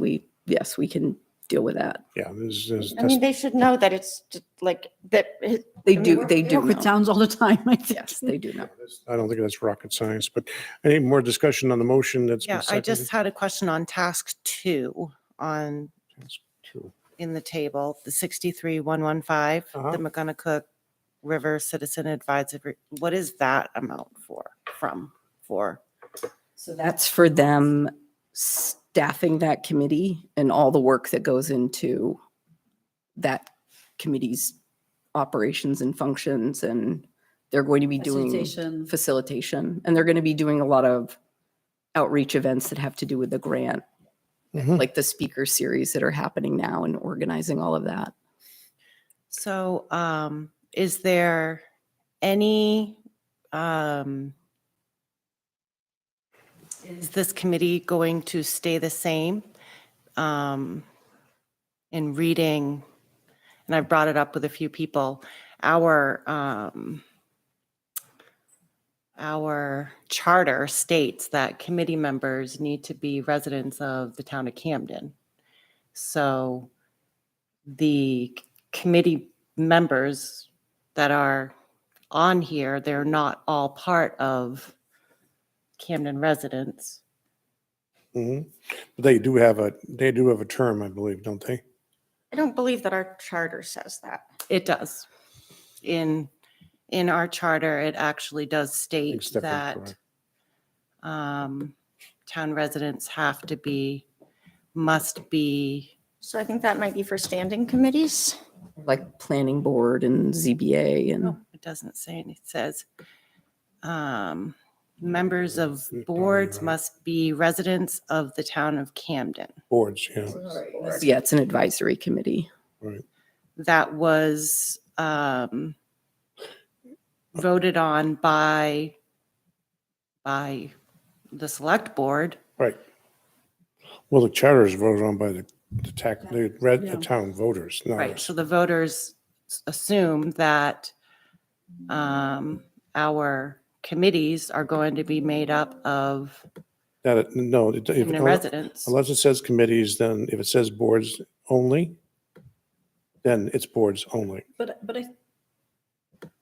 The Conservation Commission Mhm. isn't a board and it's listed in there. But it was specified. It's a commission. so Yeah, they're commissions and they're boards. kind of special creatures that are Right. created by statute. It's like a Their charter. actual authority. It's correct. The charter commission, the same thing. They're actually supposed to be elected, but Yeah, advisory committees are very flexible. You can create them and get rid of them at will, and you can put whoever you want on them. Right. Now, it brings a larger question to your point, Stephanie. I think it should Right. be considered going forward, whether or not we should continue with people who are not Camden residents. But however, we also have a standing committee in Pathways, which is the Camden Rockport Pathways Committee. And both town representatives speak to, as they did tonight, eloquently about the, a Camden project. So, it's been a The little, McGonagall Dams Committee, I mean, which was sort of the way that we agreed to work on things in the past regarding the lake, was, it was just explicitly Lincolnville representatives. And I think that's been it's also a fair criticism that some people have had of the project so far, that we haven't really effectively like brought that together with the neighboring communities. I mean, Lincolnville used to help pay for the dams. That was always the agreement. And they, haven't, for whatever reasons, haven't felt like they could do that. I mean, right. So Well, it's, I mean, only it's a bring reasonable this up- conversation to have. Right. I mean, I only bring this up because what I am given for feedback is that we have Camden has been given this over $1 million grant. We are allocating money to an advisory committee to make decisions for this money. And but first of all, I definitely good discussion. you're saying no, that they're not making Wait, we got to bring this, recommendations. we got to bring this back, is the this same. this approval of this FB report. Well, to get back to what I'm getting at, we have no plans to open the committee up again to say, do we want new people in after a certain amount of time? Do we have any plans of that happening? If the board would like to request that on an agenda in the future, they need to do so. Okay. Okay. That's good to know. And I can, what I would do, Because I Stephanie. brought this up as well. Stephanie, what I always do, just ask myself and Audra, and I will do a poll of the board if we're interested in having that. And, just a litmus test, as it were, just say, well, you want to make this agenda item? I'll do it. Mhm. All right. Well, I'm just saying that I brought this up when we made the committee Yes, you did. in the beginning. Yes, you did. So that is why I'm bringing this up now, because it was brought to my attention that multiple residents assume that our committees that were made by the select board were going to be residents Well, again, that presumption. because of how they're reading. But we've said, and I'm going to stop it here, there's no foundation for that assumption. However, if we want to discuss in the future, we can follow the process I suggested. I think with the committee there's nothing, we created it and it can be changed. Anytime, but it has to come to the board to make those changes per Stephanie's point, and I agree with that. But again, we're back to the issue at hand. We have a motion and a second to accept per that long motion, FBs. I'm in a discussion with the board right now, Ray. And I want to culminate this unless you have something about FB environmental. Only FB I environmental. don't know if I got an answer to the question as to how long this contract is for under the stipulation. Okay. Thanks, Ray. Thank you. Does it have The duration of the grant. Duration of the the grant. duration of the grant? All right, with that, I want to call for a vote on the motion. All those in favor? All those opposed? 3-2, motion carries. Thank you very much.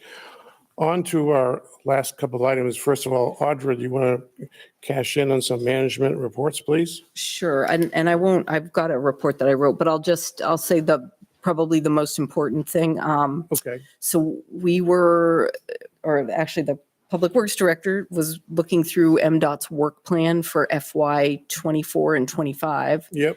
And found that a grant that we applied for in FY 21 for John Street for pedestrian improvements was awarded. We weren't informed, but it's on the work plan and it was awarded for $713,000. Is this a sidewalk?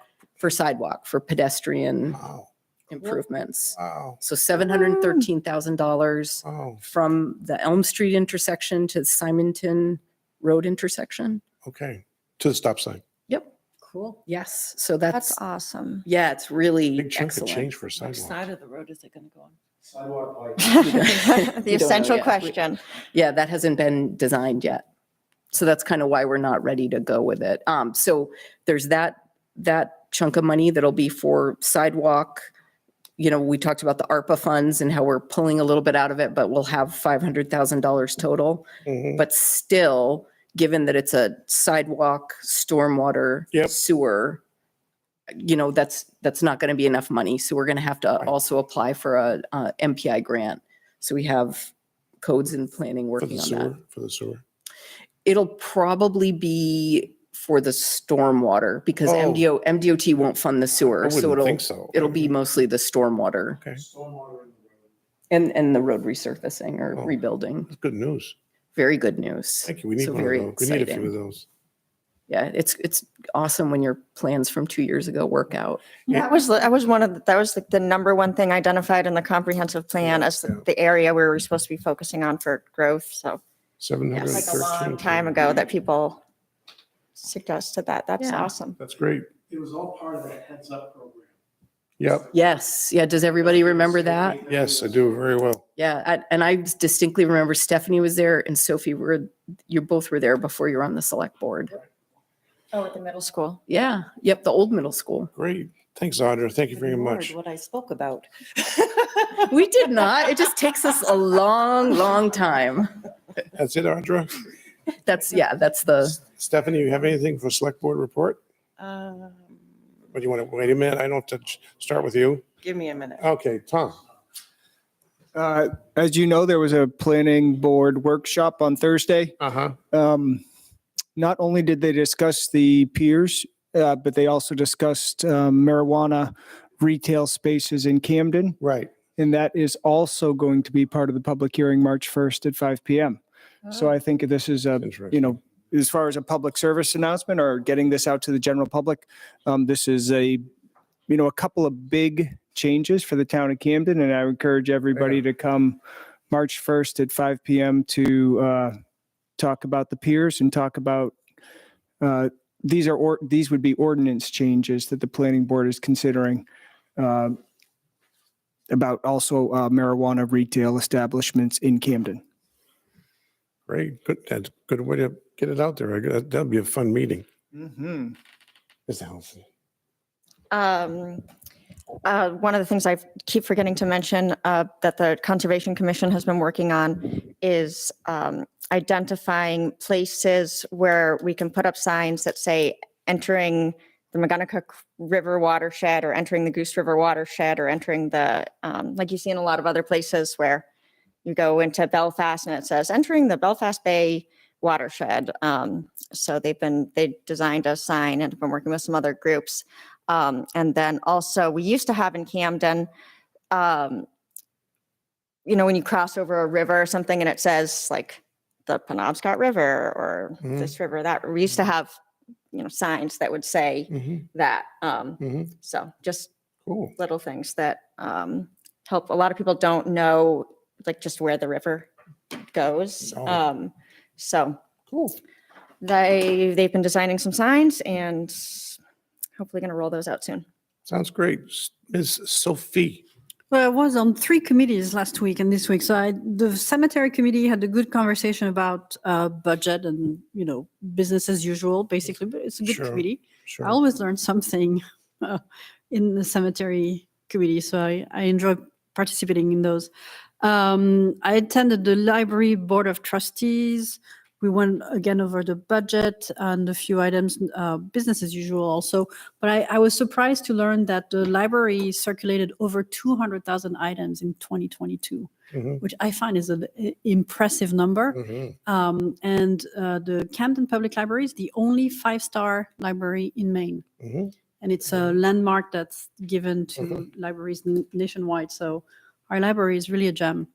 And the last one, this afternoon, we had the speaker series from the River Advisory Committee on fish ecology in the Maine rivers. Super interesting. And we had a meeting of the River Committee. Oh, no, last week, I think. Yep. That's it. Stephanie? So yes, there was only 2 things that I just wanted to bring up. In walking down on the pier and taking a look at everything that was going down there, I still noticed that we still have the blue styrofoam in the water still. Yes. What's going on with that? I was just kind of shocked that those were still in there as didn't our ordinance state that they all needed to be removed by November? They're supposed to be removed by November, but those were either we had to pull them out and tell everyone to get out, or we wait and not enforce and implement until the spring when they're built and in the water, or the new ones are built. Which is in what the we water. decided to enforce in the spring, right? Yes. Yeah. Have we enforced that rule with any other No. folks? Okay, so nobody else is being, No, I think we will ask, I forget what their business is called, Ibby and Toby Winkle. Lake City Floats. Yep. Sorry, Lake City Floats, that they don't haul the blue foam back in, because once it's in for the rest of the summer. yeah. It's not a good idea anyway. Yeah. It's worse. And then the other second thing that I just wanted to bring up is, I think all of us got the email today about the donation from the Save the Dam Falls.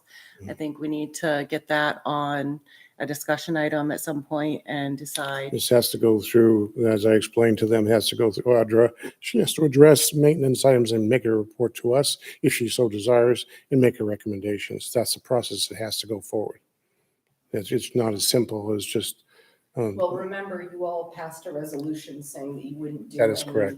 That's major- part of the equation. We at the encouragement of that committee wrote a resolution that says we won't do anything, repair or anything until Right.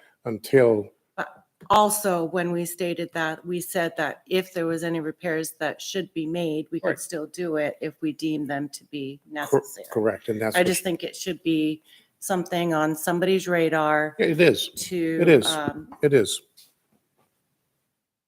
It is. It has been. Okay, Yeah, I guess I'm done talking then. Thank you, Bob, you're very for welcome. stopping me like that. Well, I just if- wanted to finish my sentence, but that's Go ahead. okay. No, go ahead. Finish it. I'm quite done. If you, but then I bring it back to, if you have requests for things to be brought into agenda, this is not the format for it per our bylaws. But this is the time for us to bring up what we would like to discuss Well, as of course, a group. but then as I because we're leave, never here as a group to and then say, as I leave this is here, what is coming. but to your point, and as I leave here, these things fall in a crack because we discussed it and it didn't get submitted. And I'm sorry, I get a lot of stuff that we have to consider every other week or whatever it is for discussion items on the agenda. And you know what? I get no emails from any of you, not one. But it's really good for us to sit here and That's fine. engage That's fine. because I can sit here and look across and Sure. see the Sure. faces if it would be something Mhm. that anybody would even want to discuss or not. So am I even going to put it forward? Or am I just going to continue to ignore the emails that No, we you get? you put it forward. Thank you. Thank you. Anyway, Can I just say real quick that I do think there's value sometimes in staff coming up with this whole report and then bringing a recommendation to us. But also sometimes that takes a lot of time. And so I think that sometimes we need to have a conversation with the select board about whether we want to dedicate staff resources to something, and that we might be able to make a quick decision like, okay, knowing a little bit more, this isn't worth I'm our time not right gonna- now. I I'm mean, not- there isn't anything on the list of things that they gave that I'm aware of that could be done with the amount of money given. And so before we direct, could it That's- just be a that's- quick conversation and then we can have a conversation. not a quick, but I agree with but Stephanie. there's a process and a procedure we go through in all of these items, and that we should and we will. But we have to, as I explained in the email to the group, the Save the Dams group, the letter they have to write, they wrote, and it has to go through Audra because she's responsible for maintenance, not us. We don't decide maintenance. And they have to, in that degree, whether it's maintenance or it's capital improvement, there are two different issues. And whether that's her judgment, and she can come up with approximate order of magnitude. And if that requires funding, including the 11,500, which we have to approve, then we bring it to the board for discussion. Simple as that. It doesn't sound very simple. I mean, can It's you not just bring us simple. something that It- says whether it's feasible to accept the donation or? Absolutely, absolutely. It's exactly the point I'm trying to make. She doesn't spend, hours and get bids and all that kind of stuff. No, she just has to do her normal job. This is an operations question. Then when she has a question for us, she'll bring it to us. That's the way the select board works. If you're suggesting that the select board should be directing her to do maintenance, I'm sorry, I disagree. I'm No, sorry, just- I disagree. And that, as long as I'm chair, that's the way I'm going to run it. If you don't like it, change the chair. I think that's quite dictatorship in my opinion, but Then that's change the just my chair. opinion. Then change the chair. If I'm not I doing it, think that there's 5 people here that if we wanted to change that decision, that we could. I'm not saying that we need to change the then chair. why I'm don't you have just the saying. conversation with me and then I can bring it to, as I always do to others. I get Well, no. we didn't have to go to this. We could have just had a civil conversation instead of having this back and forth. All It right, seems all very right. aggressive. Anything else? I already told you I was done, Bob. Thank you. Do I have a motion to adjourn? I'll make that motion to adjourn. Second? Second. Those in favor? You know, I'm too tired with these vacillations in operations. We write things and I go by them. If you want to change them, then bring them.